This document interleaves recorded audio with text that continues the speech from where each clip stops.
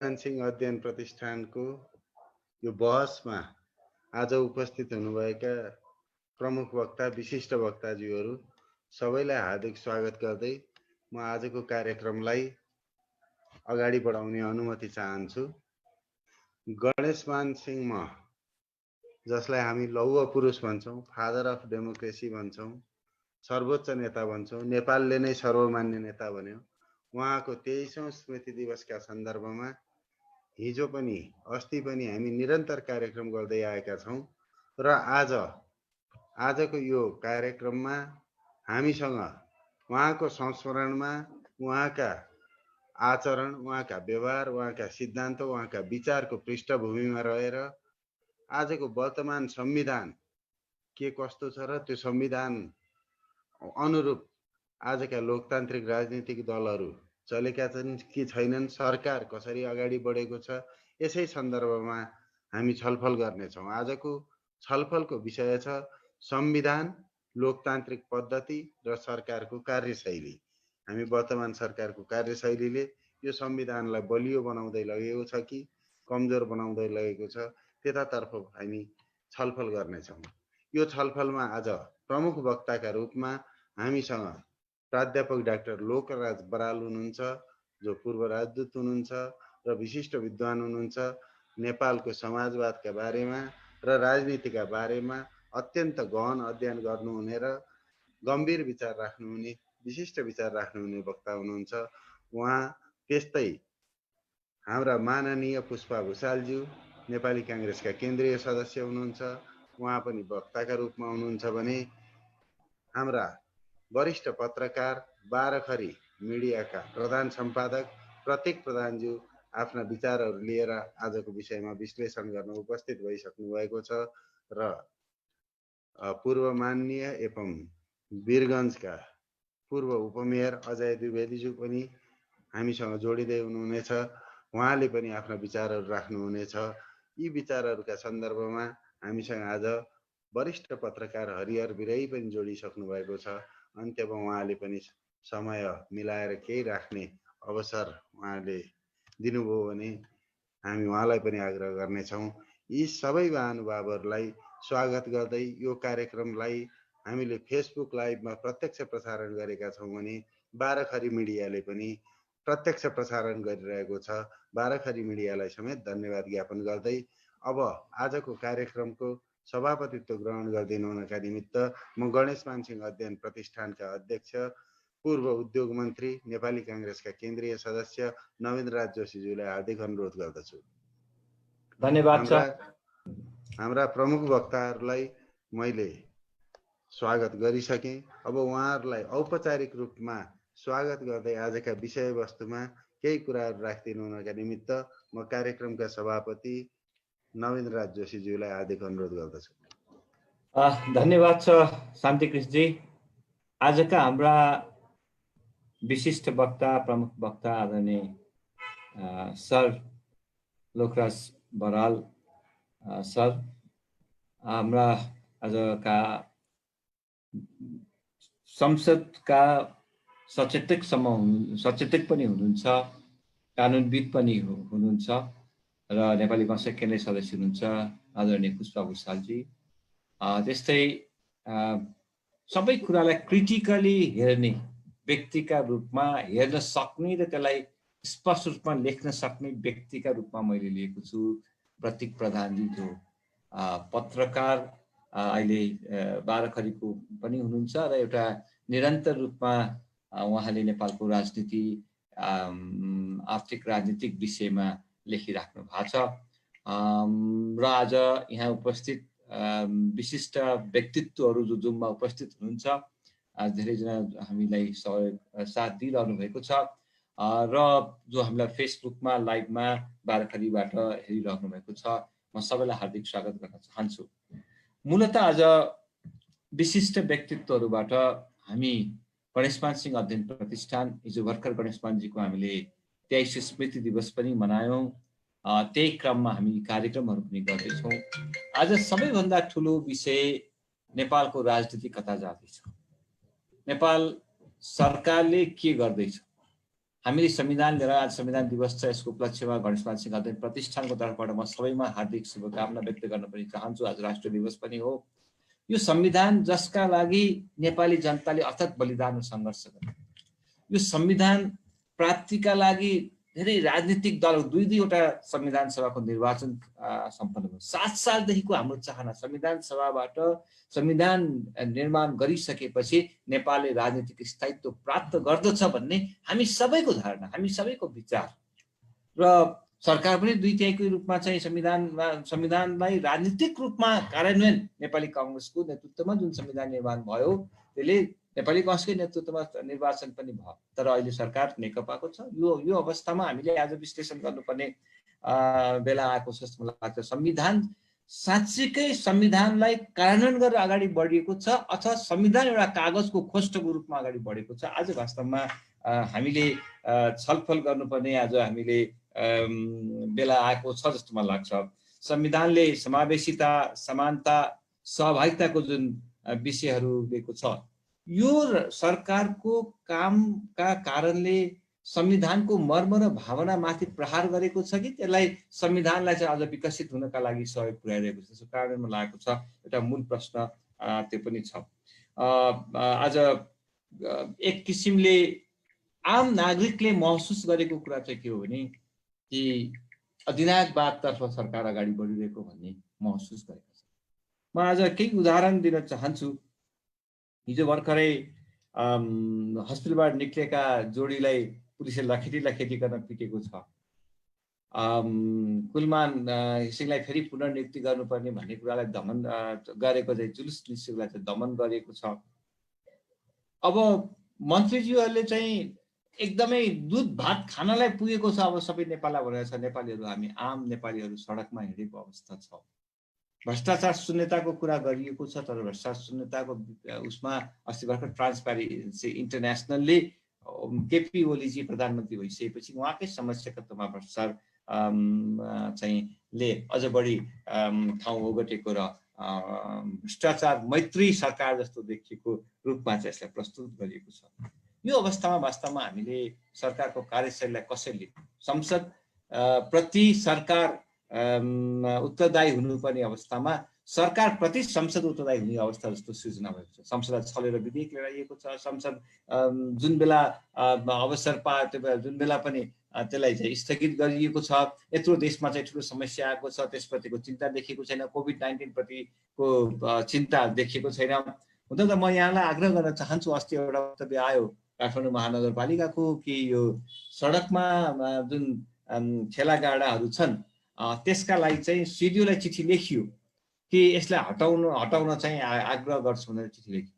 हामीले यत्रो सङ्घीय लोकतान्त्रिक गणतन्त्रको संविधान बनायो। स्थानीय सरकारको आफ्नो शक्ति छ, प्रदेश सरकारको आफ्नो शक्ति छ, तर कस्तो भने फेरि सिडिओबाटै सबै कुराहरू सञ्चालन भइरहेको स्थितिको अहिले देशले चाहिँ महसुस गरेको अहिले यथार्थ हो भन्ने कुरा चाहिँ मैले भनिराख्नु पर्दैन। अस्तिको त्योबाट मलाई यसो लाग्यो कि यत्रो स्थानीय सरकारका लागि हामीले, म पनि संविधान सभामा थिएँ, स्थानीय सरकारको अधिकारका बारेमा संविधानले नै यसलाई चाहिँ स्थापित गर्नुपर्छ भन्ने बारेमा धेरै ठुलो विवाद होइन। मैले प्रदेश अन्तर्गतको स्थानीय सरकारको कुरा आएको थियो, तर आज प्रदेश पनि वास्तव भन्यो भने निश्चय छ कुनै कानुन छैन, कुनै कानुन आएको छैन। मानौ कि फेडरलिजम अन्डर युनिलेटरिजम जस्तो फेडरलिजम के संघीयता चाहिँ एकात्मकता भित्रको संघीयता भने जस्तो चाहिँ किसिमले जुन व्यवहारहरू गरेका छन्, वास्तवमा हाम्रो संविधानलाई खेलले उडाइएको स्थितिमा चाहिँ हामी देख्छौँ। यो उसमा के भन्दाखेरि यसलाई कसरी समावेशितादेखि लिएर सहभागितासम्मको मुद्दाहरू मैले भने कि विशेष गरेर विद्वानका कुरा सुनिन्छ सरकारले, नागरिक समाजको कुरा सुन्छ सरकारले, आम नागरिकको आवाज सुन्छ सरकारले। तर त्यसप्रति सरकारले कुनै यो कोभिड-19 कै केसमा पनि यति धेरै विषयहरू डक्टरबाट, विद्वानहरूबाट के गर्ने कसो गर्नुपर्छ भन्ने राहतका कुरा, व्यापारीहरूबाट आज सारा स्थिति आर्थिक स्थिति डामाडोल भएको छ। आज व्यापार गर्नेहरू आज पैसा नभएर आज चाहिँ एउटा आफ्नो तलब खुवाउन नसक्ने स्थितिमा पुगेका छन्। त सरकार हेर्दाखेरि के देखिन्छ भने सबै कुरा सरकारको चाहिँ एकदमै ठिक जस्तो चाहिँ व्यवहार चाहिँ सरकारको भएको हामी चाहिँ देख्छौँ।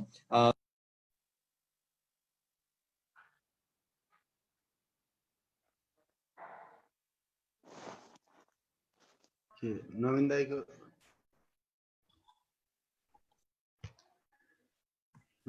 कटेको हो। नवीन दाइको लिप हो जस्तो छ के भएर। यसो गरौँ, ठिकै छ। त्यसो भए नवीन दाइ सभापतिको आसनबाट सबैलाई स्वागत गर्दै हुनुहुन्थ्यो, केही भनाइराख्दै हुनुहुन्थ्यो। उहाँ पछाडि जोडिनुहुनेछ र फेरि पछि अन्त्यमा उहाँले आफ्ना विचारहरू राख्नुहुने नै छ। र आजको यो संविधान, लोकतान्त्रिक पद्धति र सरकारको कार्यशैली यो विषयमा आफ्ना विचारहरू व्यक्त गर्न आउनुभएका वक्ताज्यूहरूको अब हामी विचार सुन्नेतर्फ अग्रसर हुँदैछौँ। यो सरकारले आफू पदासीन भएदेखि नै यो संविधानलाई पूर्ण रूपेण कार्यान्वयन हुन नदिनेका निमित्त विभिन्न क्रिया प्रतिक्रियाहरू जनाउँदै आएको छ। उसले जहिले पनि बाधा अवरोधहरू सिर्जना गर्दै आएको छ। सङ्घीयता यो सरकारको चाहना नै होइन जस्तो उसले देखाउँदै आएको छ। कहिले सङ्घमा समायोजन भइसकेका कर्मचारीलाई फिर्ता बोलाउँछ भने कहिले प्रदेश र स्थानीय तहका जिम्मेवारीहरू जे छन् त्यो केन्द्र सरकारले नै प्र्याक्टिस गर्न खोज्छ। यिनै सेरोफेरोमा हामी रुमल्लिरहेका छौँ। यही सेरोफेरोमा रहेर यी विषयहरूमा आफ्ना भनाइहरू राखिदिनु हुनका निमित्त म आजका वक्ता, पत्रकार, एकदम टिप्पणीकार पनि भन्नुपर्छ, उहाँको बडो रोचक हुन्छ विश्लेषण, 12 खरी मिडियाका प्रधान सम्पादक प्रतीक प्रधानज्यूलाई म हार्दिक अनुरोध गर्दछु।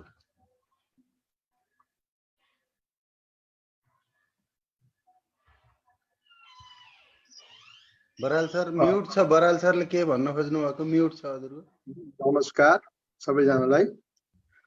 यस गणेशमान सिंह सुन्नुभयो? हजुर हजुर टाइम पनि लिमिट गर्नु पर्यो किनभने धेरै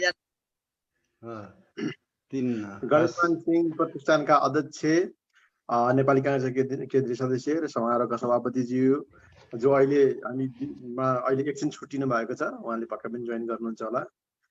प्राध्यापक लोकराज बरालजी जो प्रमुख वक्ता हुनुहुन्छ, पुष्पा भुषालजी जो माननीय हुनुहुन्छ, सचेतक हुनुहुन्छ, राजनीतिज्ञ हुनुहुन्छ, हरिहर बिरय दाई जो सिनियर पत्रकार हुनुहुन्छ अहिले मान्ने, शान्तिकृष्णजी, अरू सम्पूर्ण जो हुनुहुन्छ सबैलाई मेरो नमस्कार। आज हामीले जुन कुरा सुरु गर्दैछौँ गणेशमान अध्ययन प्रतिष्ठानबाट, हिजो गणेशमान सिंहको 23औं स्मृति दिवस थियो। आज असोज हामी संविधान दिवस, संविधानको चाहिँ स्थापना दिवस अथवा संविधान प्रोमल्गेसनको दिवस मनाउँदैछौँ। र यो 2 गते र 3 गतेको एउटा यो राम्रो सामञ्जस्यता छ हैन। 2 गते जो मान्छे स्मृति दिवस मनाउँछ उनले के भनेर गएका थिए, उनी कस्ता मान्छे थिए, उनले कस्ता कुराहरू गरेका थिए, र आज 3 गते हामी नयाँ संविधान ल्याइसकेपछि हाम्रो अवस्था के छ भन्ने कुरा आफू सबैले एनालिसिस गर्नुपर्छ जस्तो मलाई लाग्छ। तर अब पहिला कुरा गर्दाखेरि जहिले पनि अघि नवीन दाइले पनि भन्नुभयो, प्रतीक प्रधानजी क्रिटिकल्ली सबै कुरालाई क्रिटिकल्ली हेर्ने गर्छ भनेर। तर मलाई यस विषयमा पनि एउटा क्रिटिकल कुरो चाहिँ के छ भने, संविधानको कुरा गर्दाखेरि नेपालको संविधान हैन, लोकतन्त्र र सरकारको कार्यशैलीको कुरा गर्दाखेरि पहिले प्रतिपक्षको, यहाँ प्रतिपक्षको सचेतक पनि हुनुहुन्छ, सांसद पनि, प्रतिपक्षको भूमिकामा हामीले सोच्नुपर्छ कि जस्तो लाग्छ। पहिला म त्यसमा छोटो जान्छु, त्यसपछि सरकारको कार्यशैलीमा जानुपर्छ जस्तो लाग्छ। प्रतिपक्षको कुरा गर्दाखेरि पहिला चाहिँ के भने, हामीले संविधान जारी गर्ने त नेपाली काङ्ग्रेस हो नि हैन, र नेपाली काङ्ग्रेसले जारी गर्दाखेरि हामी पनि भन्न सक्छौँ, किनभने त्यस बेलामा चाहिँ नि सुशील कोइराला प्रधानमन्त्री हुनुहुन्थ्यो र उहाँको म प्रेस सल्लाहकार थिएँ। त्यही हिसाबले म त्यसमा आफ्नो एउटा चाहिँ नि जिम्मेवारी पनि र ऊ पनि लिन सक्छु हैन। त्यो नेतृत्वदायी भूमिका खेलेर त्यस किसिमले चाहिँ नि एउटा चाहिँ नि लोकतान्त्रिक कसरी बनाउने, बहुलवादी कसरी बनाउने, गणतान्त्रिक बनाउनलाई कसरी जोड दिने, यो सबै कुरामा नेपाली काङ्ग्रेसले लिड गरेको हो हैन। त्यति मात्रै लिड मात्रै गरे होइन, त्यसपछि चाहिँ शेरबहादुर देउवाजी आउनुभयो। शेरबहादुर देउवाजी आएपछि निर्वाचनहरू गराउनु भयो हैन। निर्वाचन गराउँदाखेरि पराजय पनि स्वीकार गरेर, लोकतन्त्र भनेको यस्तो हुन्छ, लोकतन्त्रमा यसरी पराजय पनि स्वीकार गर्नुपर्छ र हामी सहज तरिकाले पराजय स्वीकार गर्छौँ भनेर एउटा नेपाली काङ्ग्रेसले एउटा आफ्नो महानता पनि र लोकतन्त्रको मूल्य र मान्यतामा पनि काम गरेको कुरा सबैलाई त कसैबाट लुकेको छैन हैन, त्यो प्रमाणित कुरा हो। तर अहिले आएर के देखिन्छ भने, जब नेपाली काङ्ग्रेसको महाधिवेशन नजिक आउँदैछ, जब नेपाली काङ्ग्रेसमा अब को सभापति हुने भन्ने कुरा आउँदैछ, अथवा कुन ग्रुपमा सभापति हुने भन्ने आउँदैछ, त्यसपछि उनीहरूले सैद्धान्तिक रूपमा नेपाली कांग्रेस सिद्धान्त के लिएर जाने त, अगाडि कसलाई बढाउने त, कस्तो किसिमको सिद्धान्त अगाडि बढाउने त भन्ने कुराहरू खोज गर्दाखेरि नेपाली कांग्रेसले बिस्तारै यो संविधानलाई नै ओन नगरेको जस्तो, संविधानलाई चाहिँ आफैले हामीले आत्मसात नगरेको जस्तो होइन। र संविधान हामीले बनाएकै होइन, अब हाम्रो पाला आयो भने हामी अर्कै कुरा गर्छौँ भने जस्तो कुराहरू देखिएको छ। त्यो कुरामा चाहिँ नेपाली कांग्रेसले पनि ध्यान दिनुपर्छ जस्तो लाग्छ। त्यो कुरामा मुख्य कुरा त्यो तीनवटै हो जस्तो लाग्छ मलाई। नेपाली कांग्रेसले चाहिँ ध्यान दिनुपर्ने कुरा अथवा यस विषयमा ओनरसिप लिनुपर्ने कुरा, ओनरसिप नलिकन जान सकिँदैन। र संविधान वास्तवमा अहिलेको संविधानलाई अझै राम्रो बनाएर जान सकिन्छ। यो संविधान चाहिँ बेस्ट हो, योभन्दा बढी के पनि गर्नु पर्दैन भन्ने होइन, तर यो संविधान अझै राम्रो बनाएर जान सकिन्छ, त्यसमा केही छैन होइन, दुविधा छैन। तर यसको विषयमा चाहिँ संहिता अब चल्नै सकेन, त्यस कारणले संहिता गर्नु हुँदैन भन्ने नेपाली कांग्रेस जस्तो एउटा चाहिँ लोकतान्त्रिक दलले भन्नु हुँदैन। किनभने संहिता भन्ने कुरा वास्तवमा तल्लो तहसम्म चाहिँ त्यो संहिता लागू गर्न गाह्रो हुन्छ, संहिता लागू गर्न अप्ठ्यारो छ, संहिताले गर्दाखेरि भ्रष्टाचार तल्लो तहसम्म पुगेको छ, सबै समस्या भएको छ। तर यही पृष्ठभूमिमा यही उसलाई चाहिँ स्ट्रक्चरलाई नै बलियो बनाउनु पर्ने हो। तर कतिपय पत्रहरूबाट कतिपय उसबाट चाहिँ नि नेपाली कांग्रेसका नेताहरूले पनि संहिताको विषयमा प्रश्न गर्नु भनेको चाहिँ यो संविधानलाई चाहिँ ओन नगर्नु हो होइन, संविधानलाई आत्मसात नगर्नु हो।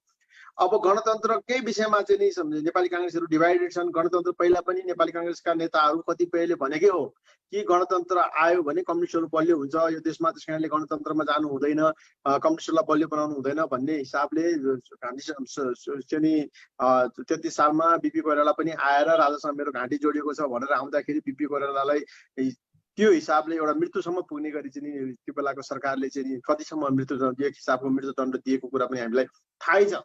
जेलमा सडाएर होइन उहाँलाई चाहिँ सिद्ध्याउने भनेको मृत्युदण्ड सरै हो, सिधै मृत्युदण्ड नदिए पनि होइन। त्यस हिसाबले चाहिँ त्यस्तो अवस्थामा अझै कम्युनिस्ट गणतन्त्रको विषयमा कन्फ्युजन राख्नु भनेको नेपाली कांग्रेसको लागि मेरो विचारमा त्यति हितकार होइन, त्यति सहज कुरा होइन। र धर्मनिरपेक्षताको कुरामा पनि बल छ। बल के छ भने 84% भन्दा बढी हिन्दूहरू छन्, त्यस कारणले धर्मनिरपेक्षतामा जानुपर्ने छैन, हिन्दू धर्म हुनुपर्छ भन्ने कुरा। तर त्यो त अलोकतान्त्रिक समूहहरूले भन्ने कुरा हो होइन, अलोकतान्त्रिक ग्रुपहरूले भन्ने कुरा हो। लोकतान्त्रिक ग्रुपले त हामी सबैलाई अधिकार दिन्छौँ, सबैलाई उसलाई चाहिँ सबै धर्म मान्न दिन्छौँ, सबै धर्मलाई उत्तिकै प्रचार गर्छौँ भन्दाखेरि अब अहिले आएर धर्मनिरपेक्षताको कुरामा त्यति ठुलो इस्यु उठाउने हो कि होइन, र उठाउने हो भने त्यसलाई कसरी ट्याक्सफुली उठाउने भन्ने कुरा सोच्नुपर्छ जस्तो लाग्छ। त्यस कारणले यति मैले चाहिँ प्रतिपक्षको कुरामा गरिसकेपछि म धेरै समय त लिँदिनँ, किनभने धेरैजना वक्ताहरू हुनुहुन्छ। त्यसपछि अब लोकतान्त्रिक संविधानको कुरा गरौँ होइन। संविधानको चाहिँ संविधानमा भएको चाहिँ हामी लोकतान्त्रिक व्यवस्था के छ, लोकतान्त्रिक पद्धति के छ र सरकारको रवैया के छ। सबभन्दा पहिलो कुरो त लोकतान्त्रिक संविधानको सौन्दर्य भने के हो त, जुन संविधानको हामीले भन्यौँ भर्खरै चाहिँ नेपाली कांग्रेसले लिड गरेर संविधान बनायो, नेपाली कांग्रेसले 2007 सालदेखि चाहेको संविधान सभाबाट गर्नुहोस् संविधान भन्ने कुरा 15 सालमा सबै झुकाएर त्यसपछि राजाले पु गरेर धेरै त्यत्रो लड्यो होइन, सङ्घर्ष गरेर 46 सालमा त्यत्रो सङ्घर्ष गरेर फेरि 60-62 सालमा फेरि राजालाई बुझाउनु पर्ने अवस्था आएर। तर त्यो सबैको चाहिँ लोकतन्त्रको सौन्दर्य के हो त भन्दा सबभन्दा महत्त्वपूर्ण कुरा संविधानवाद हो। संविधानवाद भनेको के हो, कन्स्टिट्युसनलिजम भनेको के हो भनेको रुल अफ ल हो होइन, कानुनको शासन हो। त्यो कानुनको शासन नभइकन त्यो हुँदैन। अब अर्को कुरा सुशासन हो। अब सुशासनको अवस्था के छ, कस्तो छ होइन, त्यो विषयमा म खर्र सरकारले के गरिरहेछ भन्ने कुरामा यसपछि जान्छु, खर्र एकचोटि मात्रै भन्छु। शक्ति विभाजनको कुरा, स्वतन्त्र न्यायपालिकाको कुरा, शक्ति हस्तान्तरणको कुरा, आवधिक निर्वाचनको कुरा, बहुदलीय प्रणालीको कुरा, बहुलवादको कुरा, नागरिक समाजको उपस्थितिको कुरा होइन, अनि स्वतन्त्र पत्रकारिताको कुरा, अनि सरकारमा सार्वजनिक विचारहरू, सार्वजनिक जनताहरूको चाहिँ सहभागिताको कुरा र मौलिक अधिकारका कुराहरू। कतिवटा मौलिक अधिकार छ, 32वटा मौलिक अधिकार छ। त्यो सबै कुरा चाहिँ के भने हाम्रो संविधानको सौन्दर्य हो। हाम्रो संविधानमा त्यो कुराहरू हुनु भनेको एउटा लोकतान्त्रिक संविधानमा हुनुपर्ने सम्पूर्ण चाहिँ अवयवहरू हामीसँग छ र यो लोकतान्त्रिक संविधान हो भन्ने कुरा। तर अवस्था के छ त भने सरकारको कार्यशैलीलाई हेरौँ एकचोटि होइन, सरकारको कार्यशैलीलाई हेरौँ। यो भने सरकार चाहिँ संविधानवाद अथवा रुल अफ लमा कुनै पनि हिसाबले सरकार छैन। सरकार के सोच्दैछ, रुल बाई ल, कानुन बनाउँछु शासन गर्छु। रुल अफ ल एउटा चाहिँ भावना अनुरूप, संविधानको मर्म अनुरूप र संविधानले चाहेको देश कसरी अगाडि बढोस् भन्ने अनुसारको छैन कि म कानुन बनाउँछु, कानुन अनुसार शासन गर्छु। कुनै पनि कुरा छैन भने के छैन अरे, यो छैन ल बनाएर ल्याऊ, कानुन बनाएर ल्याऊ भन्ने टाइपको सोचले गर्दाखेरि यो चाहिँ संविधानवाद अथवा चाहिँ रुल अफ लको कुरामा यो सरकारले सिधै त्यसमा चाहिँ एउटा गरेको छ। इन्टरभिन गरेको छ, सरकारले रुल अफ ल कुरालाई नमानेको कुरा चाहिँ प्रष्ट देखिन्छ हैन। र अब प्रहरी दमनको कुरा गरौँ हैन, अघि भर्खर चाहिँ नि दाइले पनि हाम्रो नवीन दाइले पनि भन्नुभयो हैन, सुशासनको कुरा गर्दाखेरि प्रहरी दमनको कुरा एकचोटि सोच्नुहोस् हैन। यस्तोसँग प्रहरी दमन बढेर गएको छ, त्यो रत्नपार्कमा भोको मान्छेहरूलाई खुवाउने एउटा जुन गुप्ता भाइलाई पनि त्यसै गरी पिटेको छ, एउटा चाहिँ श्रीमती प्रेग्नेन्ट भएर आएको मान्छेले एउटा टेलिभिजनमा इन्टरभ्यू दिँदाखेरि पनि उसलाई पनि त्यत्तिकै रगत मुच्छे हुने गरी पिटिएको छ। सबै डाक्टर गोविन्द केसीलाई काहीँ बल्ल बल्ल चाहिँ जुम्लामा गएर पनि अनसन गर्न नदिने अवस्था गरिएको छ। एक हिसाबले त पुलिस स्टेटमा गइरहेको छ। सुशासनको कुरा हामी गर्छौँ तर चाहिँ पुलिस स्टेटमा गएको छ। अब अघि पनि शक्ति विभाजन चाहिँ सौन्दर्य हो भने होइन, संविधानको सौन्दर्य भनेको शक्ति विभाजन हो भने शक्ति विभाजनको अवस्था त हास्यास्पद छ, एकदमै हास्यास्पद छ होइन।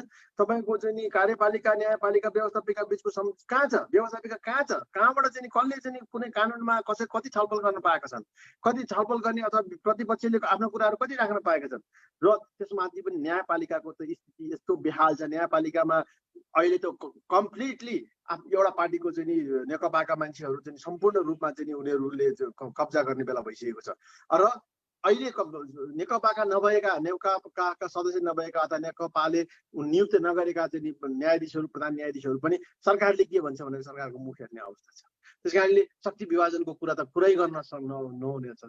शक्ति हस्तान्तरणको कुरा गर्छौँ हामी संविधानमा होइन। हामी चाहिँ नि लोकतन्त्रमा शक्ति हस्तान्तरण गर्नुपर्छ। शक्ति हस्तान्तरण गर्ने भने के हो भने आफूभन्दा तल्लो निकायलाई अझै बलियो बनाउने, आफूभन्दा तल्लो निकायलाई पावरफुल बनाउने, सुशासनहरू कायम गर्नको लागि होइन, लोकतान्त्रिक विधिहरू कायम गर्नको लागि तल्लो लेभललाई चाहिँ शक्ति हस्तान्तरण गर्ने। तर यहाँ के भएको छ, शक्तिको केन्द्रीकरण भएर गएको छ। शक्तिको केन्द्रीकरणको एउटै मात्रै उदाहरण म दिन्छु, हरेक कुरा केन्द्रीकरण भएको छ। तपाईँको चाहे चाहिँ नि अख्तियार दुरुपयोगको कुरामा चाहिँ नियुक्ति गर्ने कुरा होस्, चाहे चाहिँ न्यायाधीशहरू नियुक्ति गर्ने कुरा होस्, चाहे अरू चाहिँ कन्स्टिट्युसनल बडिजहरूमा न्याय नियुक्ति गर्ने, त्यो त केन्द्रीकरण छ। त्यसमा पनि जस्तो राजस्व अनुसन्धान, सम्पत्ति शुद्धिकरण, राष्ट्रिय सतर्कता केन्द्र, राष्ट्रिय अनुसन्धान सबै प्रधानमन्त्री कार्यालय अन्तर्गत गरेर राखिन्छ। किन प्रधानमन्त्री कार्यालय अन्तर्गत गरेर राखियो, किन हस्तान्तरण गर्ने? किनभने रुल अफ ल गर्ने नै छैन, रुल बाई ल गर्नु छ होइन। त्यस कारणले प्रधानमन्त्री आफ्ना चाहिँ राजनीतिक विपक्षीहरूलाई, आफ्ना राजनीतिक विरोधीहरूलाई सिद्ध्याउनु छ होइन। त्यो हिसाबले चाहिँ नि वास्तवमा शक्ति हस्तान्तरण भएको छैन।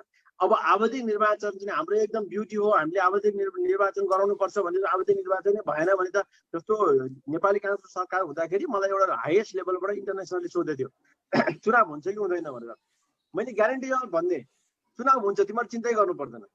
किन चुनाव हुन्छ? यस्तो अवस्था छ, यस्तो जुन तरल अवस्था छ, भोलि चुनाव नहुन सक्ने अवस्था छ, भोलि कहिले त कसरी चुनाव हुन्छ भन्छ। किनभने नेपाली काङ्ग्रेसको सबभन्दा ब्युटी भनेकै चुनाव गराउने हो होइन। एउटा लोकतान्त्रिक दलको सबभन्दा ठुलो ब्युटी भनेको चुनाव गराउने हो। चुनाव गराउँछ, चाहे हारे पनि जिते पनि चुनाव गराउँछ नेपाली काङ्ग्रेसले। त्यो कन्फिडेन्स अब छ त? अहिलेको अवस्थामा चुनाव हुन्छ त? अब आवधिक निर्वाचन हुन्छ, भयो भने कस्तो किसिमको हुन्छ, कसरी दुःख दिन्छ होइन।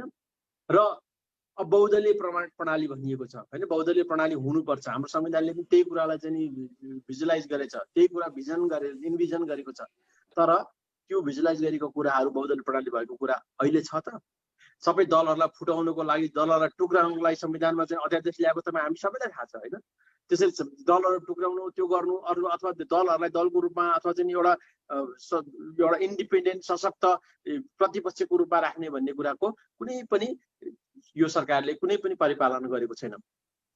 नागरिक समाजको त उपस्थितिको कुरै नगर्नुहोस्। नागरिक समाज भनेको चाहिँ कुनै पनि लोकतन्त्र बलियो हुनको लागि नागरिक समाज बलियो हुनुपर्छ।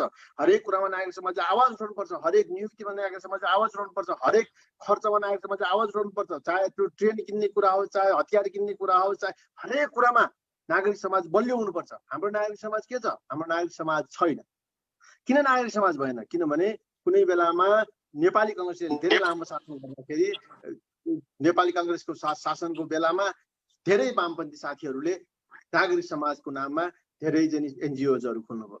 र अब जब उनीहरूको सत्ता आयो, त्यो सत्ता आइसकेपछि उहाँहरूले आफ्नो नागरिक समाजको धर्म सम्पूर्ण रूपमा भुल्नुभयो। र अब नागरिक समाजको काम नगरेर उहाँहरू चाहिँ सरकारको काखमा चाहिँ उलटपुलट गर्नु भएको छ, पदको लागि दौडधुप गर्नु भएको छ होइन। त्यस कारणले यो काखमा लुटपुटेकाहरूबाट नागरिक समाज बन्दैन, नागरिक समाजको उपस्थिति न्यून प्राय छ। त्यस कारणले पनि म नेपाली काङ्ग्रेसकै साथीहरूलाई पनि बारम्बार भन्ने गर्छु, नेतृत्व गर्छौँ भेट्दाखेरि पनि, त्यस कारणले नागरिक समाज बलियो बनाउनु पनि, मिडिया बलियो बनाउनु पनि, तपाईँहरू आफ्नो मिडिया बनाउनुतिर नजानुहोस्, स्वतन्त्र मिडिया बनाउनुतिर जानुहोस्। हाम्रो मिडिया हाम्रो गर्नुपर्छ भन्यो भने हामीले जति त्यसको चाहिँ दुरुपयोग गर्छौँ त्यसको डबल दुरुपयोग कम्युनिस्टहरूले गर्छन्।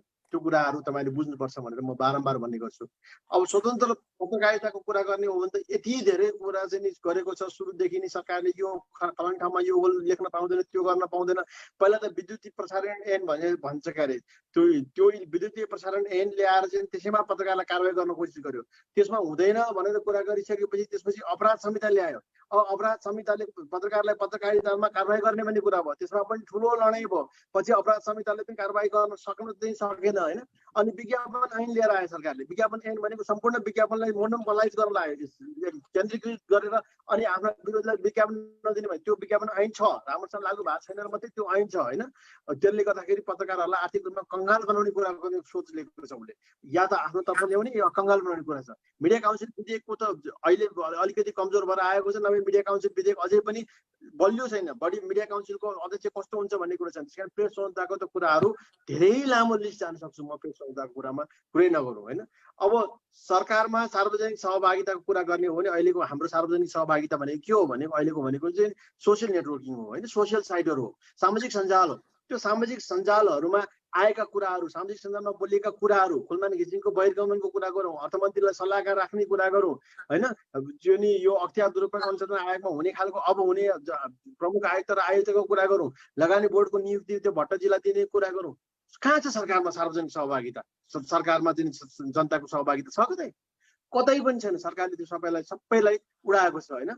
र अझै कुरा गर्नुहुन्छ भने नेपालको संविधानमा मौलिक अधिकारहरू छन्, 32वटा मौलिक अधिकारहरू छन्। त्यो मौलिक अधिकारहरू त्यही बेलामा कानुन नबनाएर, त्यही बेला ऐन नबनाएर त्यसलाई चाहिँ अब 3 वर्षभित्र कानुन र ऐन बनाउने भनेर छोडियो। धेरै ऐन कानुनहरू के छ, त्यो मौलिक अधिकारको हननलाई, त्यो अधिकारलाई हनन गर्ने किसिमको छ। त्यसलाई चाहिँ कुनै पनि हिसाबले स्पिरिट थियो संविधानमा छैन। त्यस कारणले र यहाँसम्म कि मानव अधिकार आयोगको कुरा गर्ने हो भने मानव अधिकार आयोगले समेत अब मुद्दा दर्ता गर्नको लागि महाधिवक्ता मार्फत जानुपर्ने भन्ने समेत प्रोभिजन बनाइएको थियो होइन। त्यस कारण सरकार कुनै पनि रूपमा लोकतन्त्रलाई सम्वर्धन गर्ने, लोकतन्त्रलाई संरक्षण गर्ने, बहुलवादलाई समर्थन गर्ने कुनै पनि कुराहरू छैन। यता सयौं कुराहरू छन्। अब कोभिड-19मा यो सरकारले गरेको इरेस्पोन्सिबल कामको कुरा त गर्नै पर्दैन। हामीले सयौंचोटि भनेका थियौँ कि जुन बेलामा तिमीले लकडाउन नगर्नु पर्यो त्यो बेलामा लकडाउन गरेका छौ। भोलि तिमी चाहिँ मान्छेहरू रोगी भएर सबैजना बिरामी भएर भागाभाग गर्दाखेरि पनि तिमीले बजार बन्द गर्न सक्ने अवस्था हुँदैन भनेर हामीले बारम्बार भारतखरिबाट पनि भनेका थियौँ। आखिरमा कुरा समस्या त्यही नै आइपुग्यो। अहिले चाहिँ सबैतिरमा रोग फैलिएको छ तर बन्द गर्न सक्ने अवस्था छैन, किनभने मान्छे अब रोगले भन्दा भोगले मर्ने अवस्था भयो। त्यहाँदेखि सरकारको कार्यशैली एकदमै कमजोर छ। तर सरकारको कार्यशैली कमजोर हुँदाहुँदै पनि नेपाली काङ्ग्रेस जुन प्रमुख प्रतिपक्षी दल छ ऊ प्रमुख प्रतिपक्षी दल भए तापनि सरकारको मतियार देखिएको छ। यो सरकारको मतियार देखेर सरकारले गरेका कुराहरू बोल्न नसकेर, सरकारले गरेका कुराहरू सडकमा आउन नसकेर एउटा चाहिँ सानोतिनो फुचिन नेताहरूलाई, एउटा चाहिँ जुनियर नेताहरूले बोलेका कुराहरूलाई मिडियाले काङ्ग्रेसले बोलेको भनेर अगाडि बढ्नुपर्ने अवस्था छ। किनभने काङ्ग्रेस त बोल्दै बोल्दैन होइन। काङ्ग्रेसका चाहिँ उपलब्ध पदमा भएका मान्छेहरूबाट त यो सरकारको विरोधै भएको छैन अथवा लोकतन्त्रको अधिकारहरू मासियो भन्ने कुरामा त्यति स्ट्रङली आवाजै उठाएको छैन। जुन सरकारमा त्यत्रो वर्ष बसेको काङ्ग्रेस, जुन सरकार लोकतन्त्रको लागि त्यत्रो वर्ष चाहिँ त्याग गरेको काङ्ग्रेस कहाँ गएको छ? यही कुराहरू छन् मेरो। योभन्दा लामो समय लिन्न, धेरैजना तपाईँहरू वक्ताहरू हुनुहुन्छ, तपाईँहरूबाट पनि कुरा सुन्नु पर्यो। अहिलेको लागि धैर्यपूर्वक मेरो कुरा सुनिदिनु भयो। तपाईँहरू सबैलाई धन्यवाद, नमस्कार। धेरै धेरै धन्यवाद। एकदम उपयुक्त विश्लेषण, सारगर्भित मन्तव्यका लागि प्रतीक प्रधानज्यूलाई। निश्चय नै यो कम्युनिस्ट पार्टीहरू संविधान ल्याउन नै चाहेका थिएनन्, ल्याइसकेपछि पनि कार्यान्वयन गर्नका निमित्त यिनीहरू त्यति चासो देखाइरहेका छैनन् र रुल अफ ल होइन रुल बाई लबाट चाहिँ यिनीहरू अगाडि बढिरहेका छन् भन्ने यिनै सन्दर्भमा धारणा राख्नुभयो। प्रधानज्यूलाई हार्दिक हार्दिक धन्यवाद। र अब यसपछि आजको विषयमै रहेर आफ्ना कुराहरू राख्नका निमित्त म नेपाली काङ्ग्रेसका केन्द्रीय सदस्य माननीय पुष्पा भुसालज्यूलाई हार्दिक अनुरोध गर्दछु। धन्यवाद छ। सबभन्दा पहिला 23औं गणेशमान स्मृति दिवसको उपलक्ष्यमा र संविधान दिवसको उपलक्ष्यमा जुन कार्यक्रममा मलाई आफ्नो विचार राख्न दिनुभयो, म आयोजकलाई धेरै धन्यवाद दिन चाहन्छु। विषय अत्यन्त महत्त्वपूर्ण छ, संविधान, अहिलेको लोकतान्त्रिक पद्धति र सरकारको क्रियाकलाप। निश्चय नै आजको दिनमा हामीले समीक्षा गर्दै जाँदाखेरि संविधान जारी भएको 5 वर्ष 5 वर्षको उपलब्धिलाई सम्झिँदै जाँदाखेरि आज हामीले सम्झिनै पर्छ यसको फाउन्डेसनको रूपमा रहेको 7 सालको बीपी कोइरालाको नेतृत्वमा नेपाली कांग्रेसले मागेको संविधान सभा, 46 सालमा गणेशमान सिंह लौह पुरुषको नेतृत्वमा सफल भएको जनआन्दोलनको जगमा सुरुवात भएको शान्ति प्रक्रिया र संविधान सभाको निर्वाचन, यसलाई हामीले एउटा संविधानको पनि एउटा ट्रान्सफर्मेसनको रूपमा हामीले यसलाई लिनुपर्ने हुन्छ। तर पनि आजको दिन मलाई लाग्छ प्रतीकजीले धेरै कुरा भनिसकेको हुनाले मैले केवल संविधानवादले खोजेको परिवर्तन यसले एउटा राजनीतिक र नागरिक अधिकारलाई पहिलो जेनेरेसनको अधिकारलाई त स्थापित गर्यो, तर यसको जुन आर्थिक सामाजिक र सांस्कृतिक अधिकारलाई स्थापित गर्नुपर्ने जिम्मा राजनीतिक दलको काँधमा रहेको छ र विशेष गरी यसको जिम्मेवारी सरकारले लिनुपर्ने हुन्छ। तर अहिले हामी देखिराखेका छौँ लोकतन्त्रको दुईटा खम्बा, एउटा असल शासन र अर्को विकास, यो दुईटै कुरामा अहिलेको सरकार छुकेको छ। अहिले हामी देखिराखेका छौँ हाम्रो संविधान हामीले प्राप्त गरेको संविधानलाई हामीले एउटा सुप्रिम कमान्ड अफ नेसन भन्छौँ, जसमा लेखेका कुरालाई सरकारले, राज्यले, पार्लिमेन्टले, नागरिक समाजले यसलाई इमानदारीपूर्वक कार्यान्वयन गर्नुपर्छ भन्ने कुरामा सरकारले विभिन्न गतिविधिहरूबाट संविधानवादका यी विषयवस्तुलाई अत्यन्त कमजोर गराइराखेको छ भने अर्कोतिर जनताको चाहना भएको विकास, त्यतातर्फ पनि साधन स्रोत शक्तिबाट पनि सरकारले सम्पूर्ण शासनलाई संघीयतातिर होइन कि केन्द्रीकृत शासन प्रणालीतिर अगाडि बढाएको छ। यति मात्रै होइन, आज हामी सम्झिनै पर्छ अहिलेको कम्युनिस्ट सरकार जसलाई एउटा स्थिर सरकार भनेर जनताले यत्रो बहुमत दिएको छ, तर आजको कम्युनिस्ट सरकारले अहिले पनि आफूलाई जनवादी केन्द्रीकृतको विचारधाराबाट अगाडि बढ्दैछौँ भनेर उसले आफूलाई स्पष्ट गरेको छ, जुन कुरालाई हाम्रो संविधानवादले चिन्दैन, पार्लिमेन्ट्री सिस्टमले चिन्दैन, संघीयताले चिन्दैन। तर पनि सरकारले अहिले त्यो दृष्टिकोण आइडियोलोजी बोकेर अगाडि बढेको छ। त्यही भएर होला अहिलेको कम्युनिस्ट सरकारले संविधानका सम्पूर्ण नर्म्सहरूलाई तोडेको छ। भर्खरै प्रतीकजीले भने जस्तै संघीयताको विपरीतमा सम्पूर्ण शक्तिलाई प्रधानमन्त्री कार्यालयमा लिएर आएको छ। प्रदेश सरकारलाई अत्यन्त कमजोर बनाएर संघीयतालाई माथि प्रश्न चिन्ह खडा गर्ने, पद्धति माथि नै प्रश्न चिन्ह खडा गर्ने अवसरै यही सरकारले दिएको छ। र त्यस्तै किसिमबाट हामी देखिराखेका छौँ संविधानमा लेखिएका विषयवस्तुहरूलाई, संविधानका फन्डामेन्टल राइटका कुराहरूलाई भनौँ, कानुन बनाउने कुराहरू हेरौँ, बहुमतको आडमा विधेयकहरू पारित गराउने जुन संस्कृति र प्रवृत्तिको विकास गरेको छ सरकारको क्रियाकलापले, यसले निश्चय नै पार्लिमेन्ट्री सिस्टमको उपहास गरेको छ। यहाँसम्म कि हामीले देखिराखेका छौँ सामाजिक न्यायको हक, सामाजिक सुरक्षाको हक, विपन्नहरूलाई शिक्षा, स्वास्थ्य, रोजगार, घाँसपास, कपासको लागि सामाजिक सुरक्षा र सामाजिक न्याय दुईटा कन्सेप्टबाट हाम्रो मौलिक हक बनेको छ। तर अहिले बाढी पहिरो नियन्त्रणका कुरा गरौँ, कोभिडबाट रोग र भोकबाट आक्रान्त नागरिकको एक्सपेक्टेसनका कुराहरू गरौँ वा 10 लाख बेरोजगार भएका कुराहरू गरौँ, त्यतातर्फ सरकारले कानुन बनाउने नाममा अहिले सरकारले सामाजिक न्यायको प्रत्याभूति गर्न सकेन। हामी भन्छौँ हामी पार्लिमेन्ट्री सिस्टममा छौँ। पार्लिमेन्ट्री सिस्टम भनेको संविधान र विधानले मात्रै होइन कि आफ्नो प्र्याक्टिसबाट पनि यसलाई सुधार्दै जानुपर्छ, उजागर गर्दै जानुपर्छ। तर सरकार जसले पार्लिमेन्ट्री सिस्टमको पार्लिमेन्टमा आएर कुनै पनि आफूले आधिकारिक धारणा राख्न चाहँदैन, विपक्षी दलहरूलाई उसले सम्मान गर्न सिकेको छैन र संसदमा 2/3 बलमा विधेयकलाई जबरजस्त पास गर्न खोजेको छ। यसको उदाहरण एउटा नागरिकता, एउटा राज्य र नागरिकको बीचमा सम्बन्ध स्थापित गर्ने लिगल डकुमेन्टको रूपमा रहेको नागरिकतालाई नागरिकको जनसरोकारसँग जोडिएको विषयलाई बहुमतको आधारमा समितिबाट पारित गर्ने कम्युनिस्ट सरकारले विधेयकहरू बनाउँदै गर्दा जनतासँग जोडिएका विषयवस्तुहरू जोडिँदै जाँदाखेरि बहुमतको आडमा जबरजस्त पास गरेर संविधानको दुरुपयोग गरेको हामीले देखिराखेका छौँ। त्यही भएर मैले आज धेरै कुरा नभनिकन मलाई के लाग्छ भने हामीले पद्धति प्रणाली अत्यन्त राम्रो पाएका छौँ, तर सरकारको प्रवृत्तिले गर्दाखेरि यो संविधानमाथि प्रश्न चिन्ह खडा भएको छ। हामी संविधान लिभिङ डकुमेन्ट भन्छौँ, आवश्यक परेको खण्डमा यसलाई समयअनुसार परिवर्तन गर्नुपर्छ। हामीले पनि जापान, अमेरिका, भारत जस्तै वर्षौं वर्ष यो संविधानलाई अगाडि बढाउनु पर्छ, तर सरकार अहिले त्यसको लागि तयार छैन। हामीले भन्छौँ यो सुप्रिम कमान्ड अफ नेसन हो, यो संविधानको कुरालाई सबैले मान्नुपर्छ, राज्यले पनि मान्नुपर्छ भने सरकारले मान्नुपर्छ भनेका छौँ। तर संविधानले वादले कोरेका कुराहरू, न्यायको प्रत्याभूतिका कुरा गरौँ, भ्रष्टाचारका कुराहरू गरौँ, हामी रुल अफ लका कुराहरू गरौँ, यी कुरालाई सरकारको क्रियाकलापले स्वीकार गरेको छैन। त्यही भएर म अन्तमा मैले के मात्रै दोहोऱ्याउन खोजेँ भने यो सरकारले जनसरोकारको विषयवस्तुहरूमा पनि यो वा त्यो बहानामा मौलिक हकको उल्लङ्घन गरेको छ भने अर्कोतिर डेमोक्रेसीको फन्डामेन्टल राइटभित्र परेको मिडिया स्वतन्त्रता, गुठी सम्बन्धी काम, भूमि किसानको हक सम्बन्धी कामहरू, आज 98% भूमिहरू खेतीयोग्य भएर खेती गरेका छन्, तर किसानले पाउनु पर्ने रसायन मिल नपाएर एउटा सामाजिक सुरक्षा हुन सकेको छैन। तर किसानको हक भनेर लेखेर मात्र भएन, त्यसको कार्यान्वयन पक्षमा सरकार अत्यन्त पितलो छ। र लास्टमा मैले दोहोऱ्याएँ, हाम्रो अहिलेको संविधानको प्रस्तावनामा समानुपातिक समावेशी प्रतिनिधित्व, जसले समतामूलक समाजलाई स्थापना गर्न सक्छ भनेका छौँ, तर आज समानुपातिक समावेशीको सिद्धान्तलाई उल्लङ्घन गर्दै क्याबिनेटमा समावेशी चेहरा 12% छ। त्यस्तै किसिमबाट 43वटा पद संवैधानिक आयोगमा जुन समावेशी चेहराबाट स्थान दिनुपर्छ त्यहाँ खाली भएको छ। उपसभामुख महिला भएकै कारणले यो सरकारले त्यो पदहरूलाई दिन सकिराखेको छैन। यस्ता धेरै अङ्गहरूलाई आफ्नो नियन्त्रणमा लिने कोसिस गरेर अख्तियार दुरुपयोग जस्ता मानव अधिकार जस्ता विधेयकहरू लिएर आएर राज्यका ती अङ्गहरूलाई नियन्त्रण गर्ने कोसिस गरिराखेको छ। मलाई लाग्छ सरकारको यो समग्र क्रियाकलापले हामीले प्राप्त गरेको उपलब्धिहरू, हामीले प्राप्त गरेका जति पनि संवैधानिक उपलब्धिहरू छन्, पद्धति छ, प्रणाली छ, राजनीतिक परिवर्तित प्रणाली, त्यसलाई कमजोर गराउने किसिमबाट सरकारको क्रियाकलाप अगाडि बढेको छ। त्यही भएर आजको दिन संविधान दिवस मनाउँदै गर्दाखेरि नेपाली काङ्ग्रेस जो लोकतन्त्र, लोकतान्त्रिक मूल्य मान्यताको लागि सधैँ मुलुकको लागि, मुलुकको जनताको अधिकारको लागि लड्यो। अब जनताको आर्थिक, सामाजिक, सांस्कृतिक अधिकारको लागि काङ्ग्रेसले आफ्नो एजेन्डालाई 14औं महाधिवेशनबाट नीतिगत एजेन्डा, जसले राष्ट्र र जनतालाई केन्द्रबिन्दु राखेर काङ्ग्रेस आफ्नो वैचारिक आइडियोलोजी बहसलाई अगाडि बढाएर 14औं महाधिवेशनबाट आफ्नो घोषणापत्रहरू तयार गर्दै आउने आगामी 3वटा निर्वाचनमा जनताको माझमा विचार र सङ्गठनको माध्यमबाट एकजुट भएर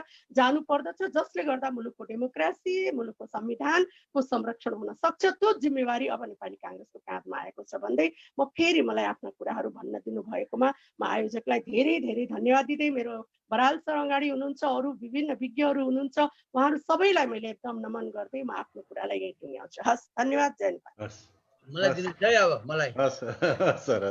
हस्, धन्यवाद पुष्पा दिदी।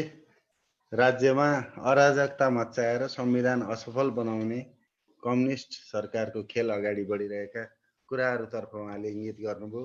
पुष्पा दिदीलाई धेरै धन्यवाद। र हाम्रा अर्का वक्ता अजय द्विवेदीज्यू जोडिसक्नु भएको छ भने हाम्रा पर्यवेक्षकका रूपमा नेपाली काङ्ग्रेसका आमन्त्रित सदस्य रमा पौडेल कोइराला र प्रदेश सभा सदस्य सुयरमा राई पनि जोडिनु भएको छ।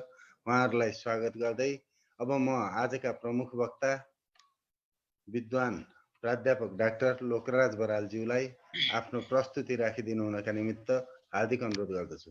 हस्, सुन्नुहुन्छ होइन? सुनिया छ। अब सबभन्दा ठुलो एउटा संविधान दिवसको बारेमा, संविधानका कुराहरू र अहिले सरकारका गतिविधिको बारेमा हाम्रा पूर्व वक्ता साथीहरूले धेरै कुरा भन्नुभयो। त्यसमा असहमति हुने कारण केही पनि छैन। तर आज सबभन्दा ठुलो कुरा के भनेदेखि अहिले कम्युनिस्ट सरकार छ, त्यो 2/3को बहुमतले स्थापित भएको छ।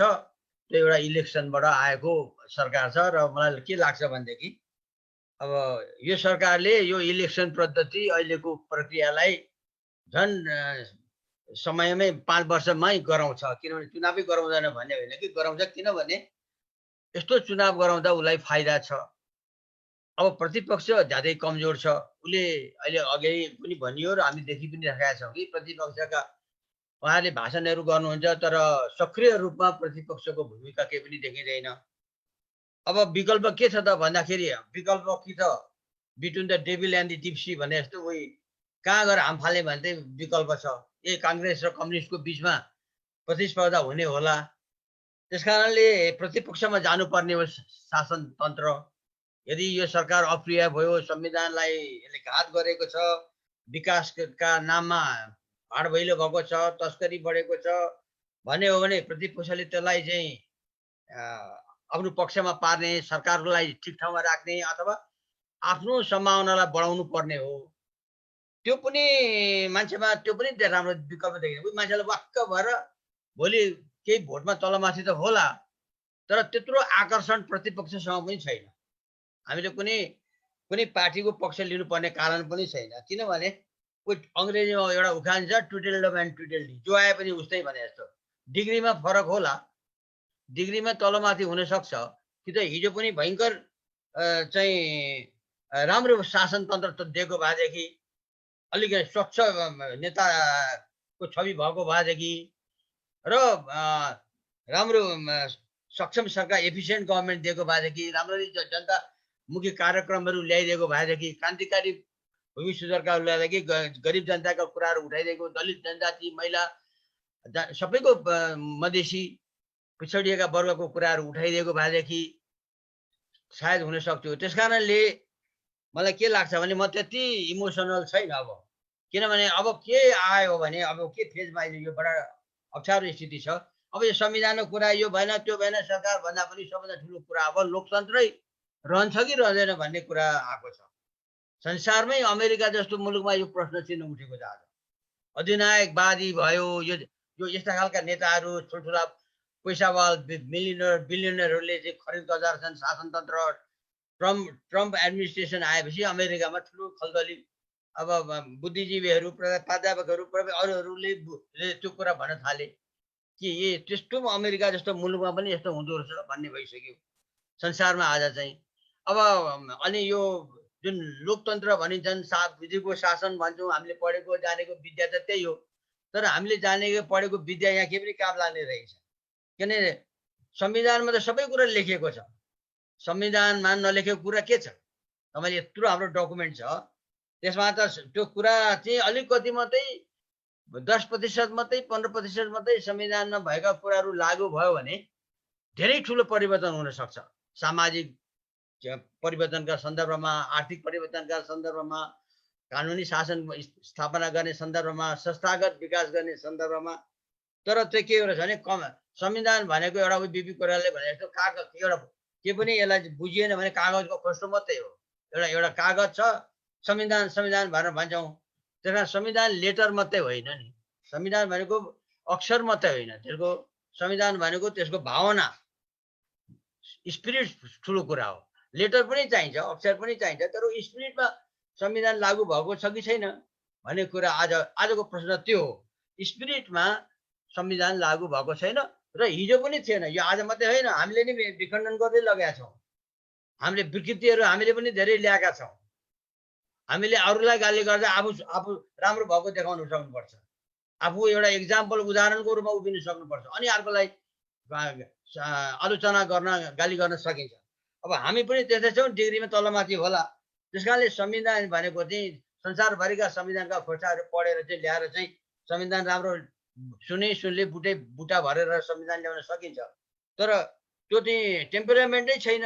संविधान लागू गर्ने अक्षर त छन्, भावना छैन, टेम्परामेन्ट छैन, डिटर्मिनेसन छैन, यसलाई म लागू गर्नुपर्छ प्रतिबद्धता छैन भनेदेखि संविधान लागू हुन सक्दैन।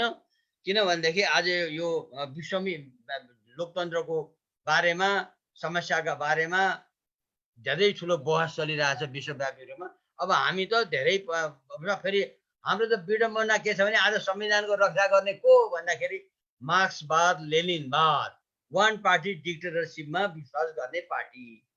उनीहरूको भने नेकपा मार्क्सवादी, अब नेकपा एमाले मार्क्सवादी लेनिनवादी भनौँ न, नेकपा एमाले भनेको त्यो नि मार्क्सवादी लेनिनवादी। अब लेनिनले वान पार्टी डिक्टेटरसिप भनेको हो नि, वान पार्टी डिक्टेटरसिप त बहुदलीय व्यवस्थामा अहिलेको मिल्दैन नि।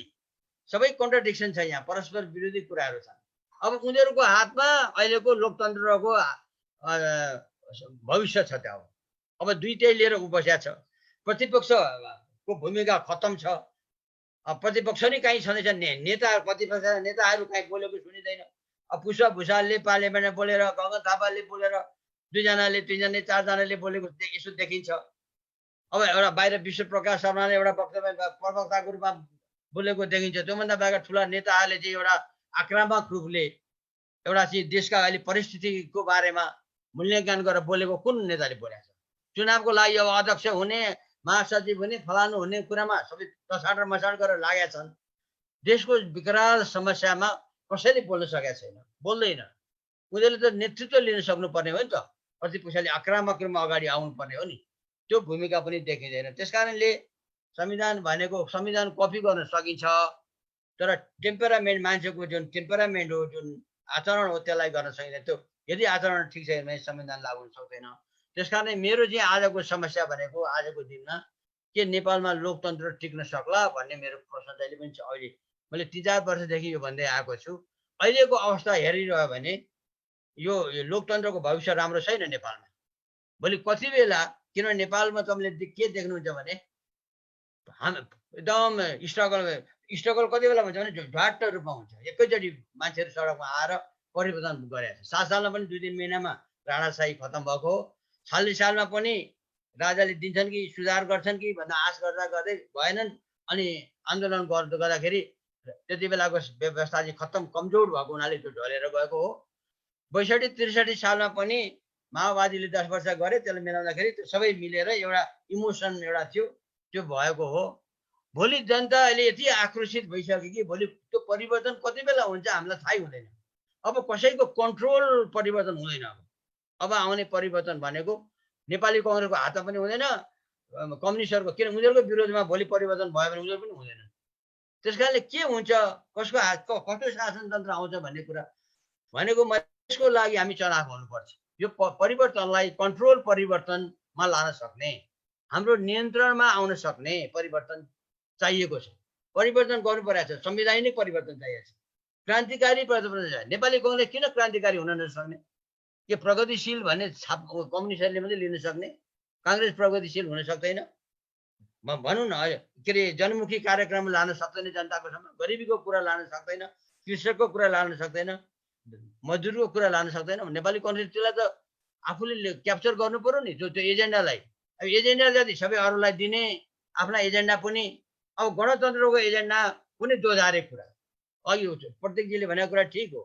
गणतन्त्र ल्याइसकेपछि त्यसलाई कमिटेड हुनु पर्यो। त्यस्तै अब धर्मनिरपेक्ष भन्ने कुरा आएको छ, त्यसमा चाहिँ गोल्ड मेडल गरेर राखिदिएको छ। अब हुँदा नेपाली कांग्रेसका महामन्त्री भन्ने मान्छेले नि हिन्दू राष्ट्रको बारेमा जन्मसर गर्यो भने तपाईँ कहाँ पुग्नुहुन्छ? भोलि हरेक कुरामा जन्माउने तपाईँको अवस्था के होला? भोलि जन्मसङ्ग्रह भन्ने कुरा ज्यादै ठुलो डरलाग्दो अस्त्र हो। त्यो तपाईँले देख्नु भएको छ। आज ब्रेक्जिटमा चाहिँ ब्रिटेनले चाहिँ क्यामरोनले ग्यामल गर्दाखेरि उसलाई कुनै बाध्यता छैन, राजीनामा गर्ने गरेर गए। अब त्यस्तो खालको हुन्छ क्या, जन्मसङ्ग्रहले कुनै सकारात्मक रूपले लिँदैन।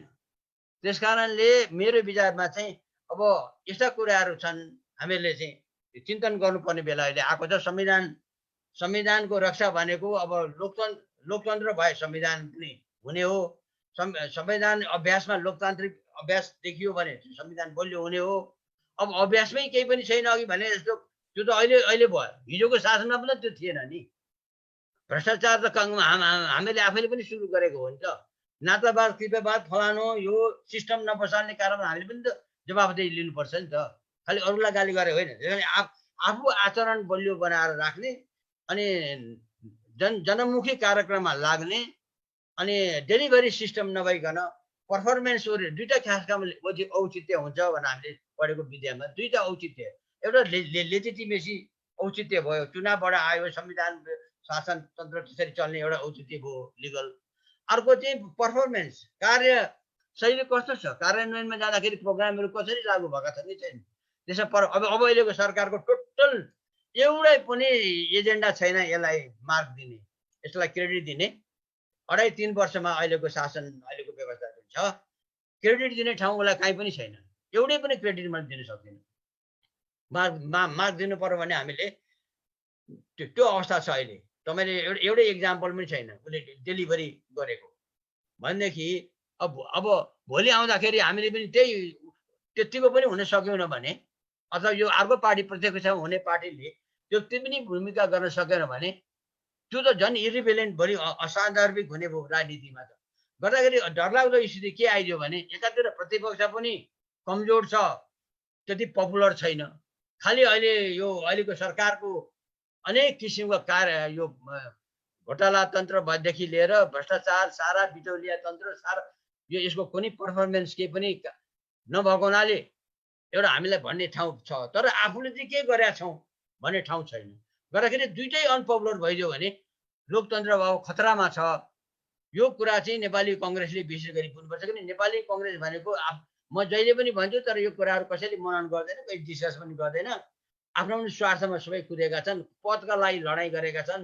अहिले पनि त्यही नै भएको छ। सारा सम्पूर्ण समय चाहिँ नेकपाको पनि पदको लागि लडाइँ हो, वामदेव गौतम तन्त्र भइसक्यो यो। अरू कुनै सिस्टम छैन अब यहाँ वामदेव तन्त्र, किनभने वामदेव भन्ने यस्तो व्यक्तिहरू छ उसलाई न लगि नहुने, त्यो व्यवस्थामा न पुरै नहुने, ऊ नभए यो व्यवस्था नचल्ने भयो। प्रधानमन्त्री नै चाहिने फेरि अब भोलि त कसरी गरेर भोलि 2/3 छँदैछ संविधान संशोधन गरेर प्रधानमन्त्री नै बनाउनु पर्ने। यो वामदेव तन्त्र भयो, अहिलेको संसदीय तन्त्र लोकतन्त्र होइन अहिले। त्यस्तै भोलि चाहिँ नेपाली कङ्ग्रेसमा पनि यही व्यक्तिवाद हावी भइदियो, यो परिवारवाद हावी भइदियो, नातागोता हावी भइदियो, अनि सारा एजेन्डा चाहिँ एकातिर अनि अरू सानो कुरामा यस्तै कुरामा लाग्ने कुराहरू भइदियो भनेदेखि आखिरी त्यो पनि त्यसको पनि कुनै भविष्य हुँदैन। त्यसकारणले अहिलेको हामीले सोच्नुपर्ने के हो भनेदेखि लोकतन्त्रलाई हामीले बुझेको, किनभने यो विकल्प पनि छैन अब, किनभने हामी वान पार्टी डिक्टेटरसिपमा हाम्रो अभ्यास पनि छैन, कहिले हामी गएको पनि होइनौँ, त्यो जाँदा पनि र सम्भव पनि छैन। म यो कुरा त्यो पनि भनिदिन्छु कि एमाले अथवा अहिलेको नेकपाले जतिसुकै चाहे पनि वान पार्टी डिक्टेटरसिपमा अब त्यो अहिले जुन मोडल जुन छ भियतनामको चाइनाको मोडल त्यसरी जान्छ भन्ने लाग्दैन, किनभने नेपालमा तिनीहरू त्यो टिक्नै सक्दैन, त्यो अवस्थै रहँदैन अहिलेसम्मको, त्यस्तो मलाई त्यस्तो लाग्छ। त्यस कारणले उनीहरूलाई त यही व्यवस्था सजिलो छ। त्यसैले त त्यो वान पार्टी डिक्टेटरसिपको पुराना छोडेर बहुदलीय जनवाद भन्दै आएको त अहिले उनीहरूलाई फाइदा भयो नि त। सारा शक्तिमा जान पाइयो, कङ्ग्रेस जस्तो शक्तिलाई चाहिँ विस्थापन गर्न पाइयो। अब भोलि पनि चुनाव उनीहरू नै गराउँछन्, किन उनीहरूकै हदकण्डा छ, पैसा छ, पावर छ, शक्ति छ, र अहिले तल आफ्नो सारा निकायहरू पुर्याएका छन्। प्रतिपक्ष चाहिँ झन्झन कमजोर भएर गएको छ, झरा काटिरहेछ, जनतामा जानै जाँदैन, कहिले पनि काठमाडौँमा बजाएको छ, भाषण गरेछ। अब हुँदा त यो कोभिडले गर्दा त अब यही कम्प्युटरमा हामी चाहिँ सेमिनार गर्ने भइसकेका छौँ। अब यो पनि 5-10 जना आफू बिचमा जनस्तरमा हाम्रो कार्यक्रम उयो यहाँको मिडियाले केही काम गरेछ, हामी जस्ता खालि यो करा हेरेर बोल्ने हेर्ने के कहिले काहीँ लेख्छौँ, केही बोल्छौँ। प्रतिपक्षले 2-4 जनाले प्रतिपक्षमा हुने एकजनाले सिम्बोलिक रूपमा बोलेको देखिन्छ। त्यस कारणले त सबै कुरा त बिग्रिरहेछ त। संविधान अनुसार डेमोक्रेसीलाई अगाडि बढाउने, लोकतन्त्रलाई बलियो बनाउने काममा त हामी कहाँ लागेका छौँ र, कोही पनि लागेको छैनौँ नि। तर एउटा के भनेदेखि एउटा कुरा चाहिँ के हो भने यहाँको सकारात्मक, म मिडियालाई चाहिँ मिडियामा धेरै नकारात्मक कुराहरू छन्, भए पनि नेपालको मिडियाले जे भयो भने अहिलेको सरकारलाई उसले नगरोस्, ओपिनियनहरू नलियोस्, ओपिनियन नलिए पनि जनताको अगाडि त नङ्ग्याउने काम चाहिँ गरेछ है। त्यो चाहिँ म यहाँको मिडियालाई म ठुलो क्रेडिट दिन्छु। त्यो चाहिँ अब मैले सबै मिडियाले भन्दिनँ, तर धेरैले यो अहिलेको यो भ्रष्टाचार तन्त्रको कुराहरू बाहिर नल्याएदेखि प्रतिपक्षले त ल्याउनै सक्दैन। खोइ प्रतिपक्षले ल्याएको, खोइ इन्भेस्टिगेसन गरे, खोइ त्यो कुरा अगाडि बढायो, खोइ डेमोन्स्ट्रेसन गरेको, ऊ आफैहरू सायद सबै मिलेका छन् भन्ने बाहिर जनतामा त्यो परेको छ। अहिलेकै प्रतिपक्षमा हुने सबै धेरै नेताहरू चाहिँ त्यसमा चाहिँ छानबिनमा लागेका छन् भन्ने हो कि होइन, त्यो त त्यसलाई त अध्ययन गर्नु पर्यो, इन्भेस्टिगेट गर्नु पर्यो। तर जनताको सोचाइ के छ भने यी पनि बोल्दैनन्, किनभने यी पनि साझेदारी छन् भन्ने खालको एउटा त्यो खालको चाहिँ परेको छ दिमागमा मान्छेहरूको। यसले गर्दाखेरि एउटा त्यही एउटा मिडिया पनि नभएदेखि नेपालको लोकतन्त्र त अब टिक्ने ठाउँ मैले काहीँ पनि देख्दिनँ। अब चुनाव त हुन्छ, यो चुनावी तन्त्र हुन्छ, लोकतन्त्र हुँदैन। चुनावी तन्त्र त चुनाव चाहिँ हुन्छ है, नेपाली कङ्ग्रेसले गर्न नसके पनि नेकपाले गर्छ, किनभने उसलाई नेकपालाई फाइदा छ, उसको हातमा सारा अब त हदकण्डा भइसकेको छ, पैसा पनि छ, शक्ति पनि छ, मान्छे पनि छन्, उसले आफ्नो बनाइ पनि राखेको तल। भोलि अनेक भएर पनि उसले त्यो अघि जित्नु त हो, जसरी भए पनि चुनाव जित्नु त हो नि। एउटा इमोसनको एउटा कुरा नारा लगाइदिन्छ, एउटा राष्ट्रवादी एउटा छवि बनाइदिन्छ, त्यति बेला भरेर जनता क्या बात भन्छन्, भोट हाल्छन् उसैलाई। त्यस कारणले यो प्रवृत्तिहरू एउटा पपुलिजम भन्छ अङ्ग्रेजीमा, हामीहरू त्यो भन्छौँ। तर त्यो खालको प्रवृत्ति यसरी आएको छ कि सस्ता नारा लगाइदिने बित्तिकै जनता मोहित भइहाल्दा रहेछन्, एकछिनमा रुमल रन्न भुल्नमा परिहाल्छन्, भोट हालिदिइहाल्छन्। यो अवस्था छ। त्यस कारणले आज चाहिँ संविधान यो त यो त्यो भएन भने होइन कि कुनै स्पिरिट, संविधानको स्पिरिट अनुसार कुनै कामै भएको छैन। भएका इन्स्टिट्युसनहरू, संवैधानिक निकायहरू सबै चाहिँ ठुलो भइसके। सुप्रिम कोर्ट जस्तोमा ठुलो क्वेसन उठेको छ, अख्तियार जस्तोमा अब के भन्नु, सबै उनीहरूका यसम्यानहरू ल्याएर चाहिँ पुराना जागिरदारहरू रिटायर भएका आफ्ना यसम्यानहरू ल्याएर चाहिँ राखिदिएपछि उसले जे हराए माथिको मालिकले त्यही गर्छ। उसले कुन निकायहरू भएको छ, बलिया भएका छन्। त्यस कारणले मैले हेर्दाखेरि त सबै इँटाहरू भत्किन लागेका छन्, खोसिन लागेका छन्। यो लोकतन्त्र रूपी जुन अहिले हामीले एउटा स्ट्रक्चर बनाउँछौँ त्यो स्ट्रक्चरसँग पनि स्पिरिट त छैन, त्यो स्ट्रक्चर पनि ढल्छ कि भन्ने डर छ।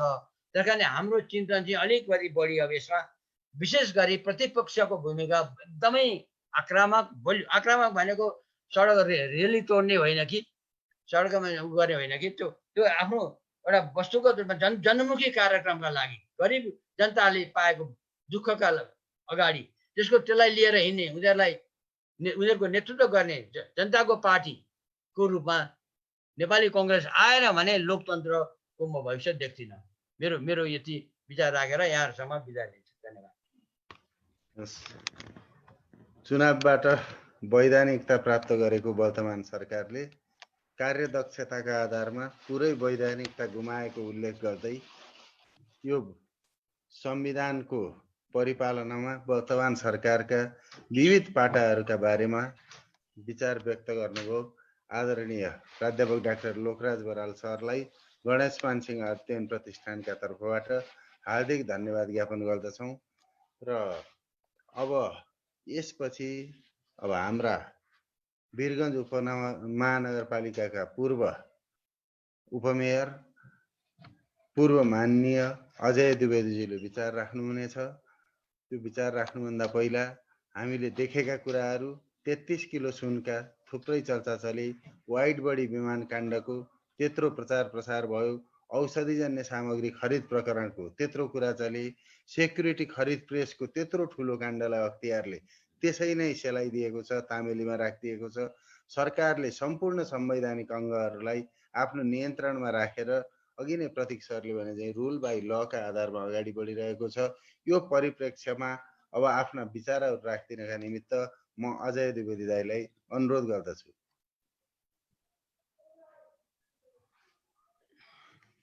अजय दाइ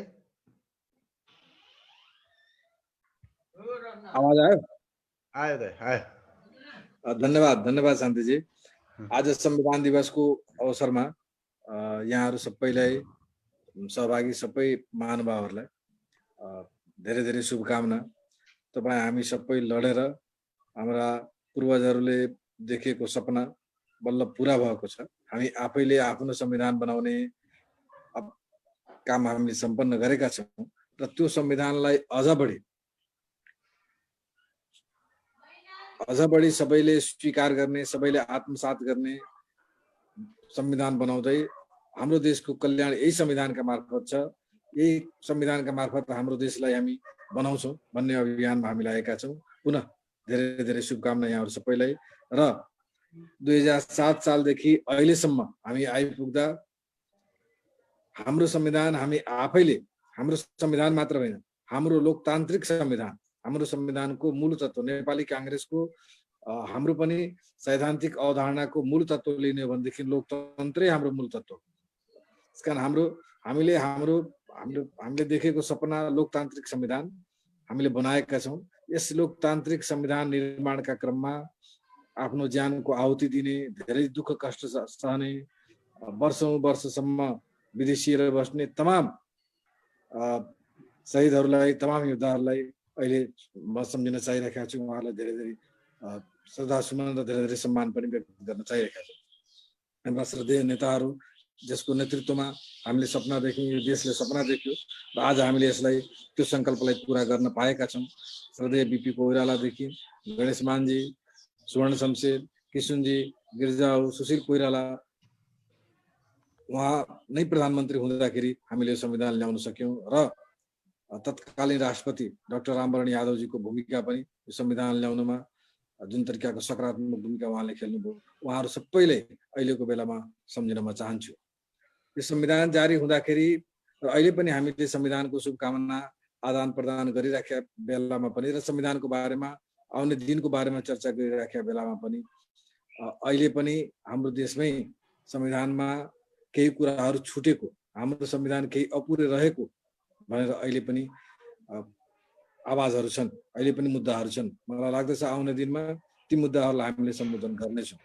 हामीले गर्नेछौँ यस कारणले भनेको कि संविधान जुन दिन जारी हुँदै थियो त्यस बेला हाम्रा नेताहरू खालि श्रद्धेय सुशील कोइरालाले मात्र होइन, नेकपाका नेताहरू अहिले उहाँहरू पार्टी मिलेको छ। उहाँहरूले पनि सबैले साझा प्रतिबद्धता हामीले व्यक्त गरेका थियौँ। संविधानमा छुटेका विषयवस्तुहरूलाई, छुटेका कुराहरूलाई हामीले समेट्नेछौँ र सबैको सर्वस्वीकार संविधान हामी यो संविधानलाई बनाएर लैजान्छौँ। हामी नेपाली काङ्ग्रेस त्यसमा अहिले पनि अडिग छ। संविधान जारी भइसकेपछि 2टा संशोधन भयो, समावेशी समानुपातिकताको लागि, त्यो काङ्ग्रेसले नै गर्यो र त्यस बेलादेखि अहिलेसम्म श्रद्धेय शेरबहादुर देउवाजीको नेतृत्वमा रहेको सरकारले संविधान संशोधनको प्रस्ताव लिएर आयो। कम्युनिस्टहरूले त्यसमा साथ दिएनन्।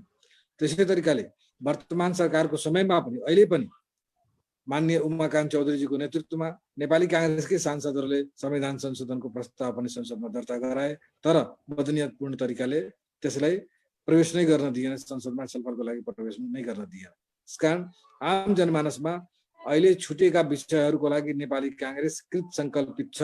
नेपाली काङ्ग्रेस निरन्तर त्यसको लागि लागिरहेको छ र नेपाली काङ्ग्रेसले नै अधुरा रहेका सपनाहरूलाई यस संविधानमा पुनः जोडेर सबैको साझा संविधान बनाउने अभियानलाई नेपाली काङ्ग्रेसले नै पुनः अगाडि बढाएर लैजान्छ। आजको दिनमा यो सन्देश जुन पनि हाम्रो लागि जरुरी छ।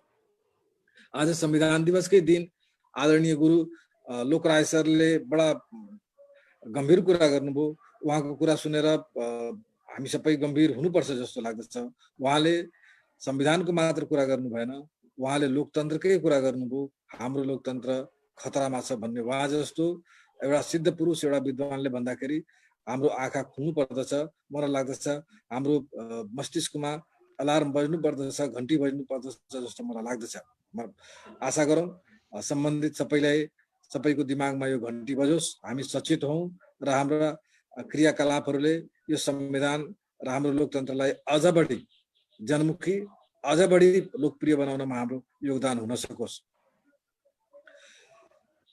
हो, अहिलेको संविधानको बडा विचित्र एउटा म अवस्था के देख्छु भनेदेखि संविधान ल्याउनमा धेरैको योगदान रह्यो। वामपन्थीहरू जसले एकदलीय तानाशाहीमा विश्वास गर्छन्, एकदलीय वन पार्टी रुलमा जसले विश्वास गर्छन्, उनीहरू आज यो संविधानलाई लागू गराउने प्रमुख कर्ताको रूपमा रहेका छन्। यो संविधान प्रतिको कमिटमेन्ट कतिको छ, एउटा खतराको पोइन्ट त्यहाँनिर छ। अर्को, हिजो यो संविधान ल्याउँदाखेरि फ्याँकिएका शक्तिहरू, उनीहरू पनि कुनै न कुनै रूपमा यो संविधान कहिले फेल होला र हाम्रो दिन आउला भनेर उनीहरू पनि दिन गरेर बसेका छन्। यो संविधान ल्याउँदाखेरि सँगसँगै आन्दोलन गरेका पनि शक्तिहरू, उनीहरू पनि कतिले यो संविधानको स्वामित्व नलिएको अवस्था अहिले देखिन्छ। हाम्रो कुरा त पुरै भएन, अझै धेरै कुराहरू अपुरा छन् भन्ने कुराहरूले पनि यो संविधानको स्वामित्व लिन उनीहरू पनि हिचकिचाइरहेको, अगाडि नआएको जस्तो देखिन्छ। संविधान त हामीले ल्यायौँ, तर यो संविधानको सरले ठिकै भन्नुभयो, सरले जे हामीले कुरा बताउनु भयो कि संविधान कागजमा त हामीले ल्यायौँ, यो दस्तावेजको रूपमा त ल्यायौँ, तर यसको स्वामित्व कसले लिने? हामी नेपाली काङ्ग्रेसका पनि मान्छेहरू पनि संविधानमा हामीले जारी गरेको संविधानमा गर्व पनि गर्ने र संविधानमा भएका कुराहरूको लागि हामी पनि डटेर वकालत नगर्ने।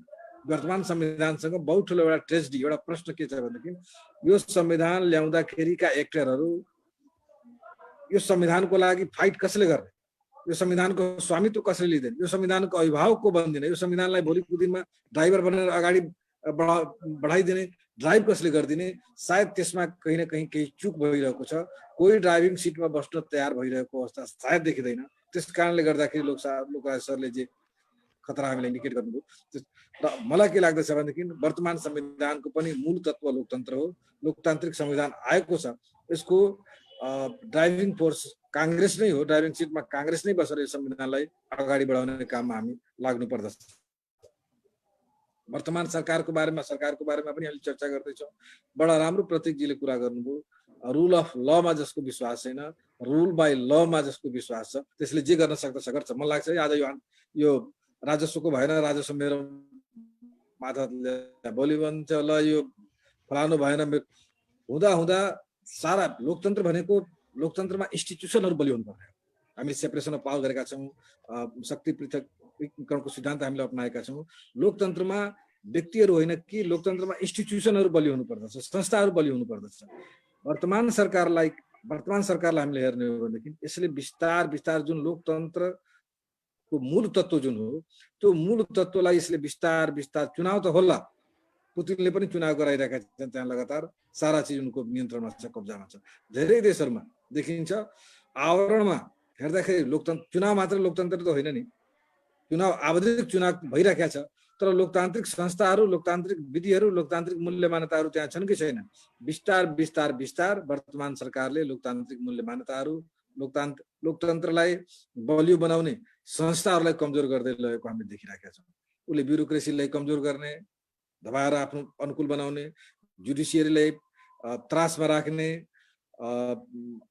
अरू इन्स्टिट्युसनहरूलाई पनि सारा इन्स्टिट्युसनहरूलाई एउटा एक तरिकाले प्रभाव पारेर बिस्तार कमजोर गर्दै लैजाने काम गरिरहेको छ लोकतन्त्र भनेको विधिको शासन हामी भन्छौँ विधिको शासन लोकतन्त्रले बनाएका संस्थाहरू हाम्रो संविधानले बनाएका संस्थाहरू बलियो हुँदै जाने संस्थाहरू निर्भीक हुँदै जाने संस्थाहरू संस्थागत रूपमा अगाडि बढ्दै जाने त्यो प्रक्रिया अगाडि बढ्यो भनेदेखि आप सारा संस्थाहरूले राम्रो फङ्सन गर्छन् हाम्रो सिस्टम अगाडि बढ्छ र त्यसबाट त्यसको प्रतिफलको रूपमा गुड गभर्नेन्स जनतामा जान्छ हाम्रो चुनौती छ अब हामी प्रतिपक्षमा छौँ हो समयका कारणले गर्दाखेरि हामी कमजोर भएका छौँ र आउने दिनको तयारीमा हामी जुट्ने लाग्ने र यो संविधान हामीले ल्याएको संविधान यसको ड्राइभर हामी नै बन्ने स्वामित्व हामीले नै लिने र यो संविधानले लोकतान्त्रिक भोलिको बाटोमा हामीले अगाडि देशलाई अगाडि डोर्याउनलाई नेपाली कांग्रेसको नेतृत्व भोलिको दिनमा पनि चाहिन्छ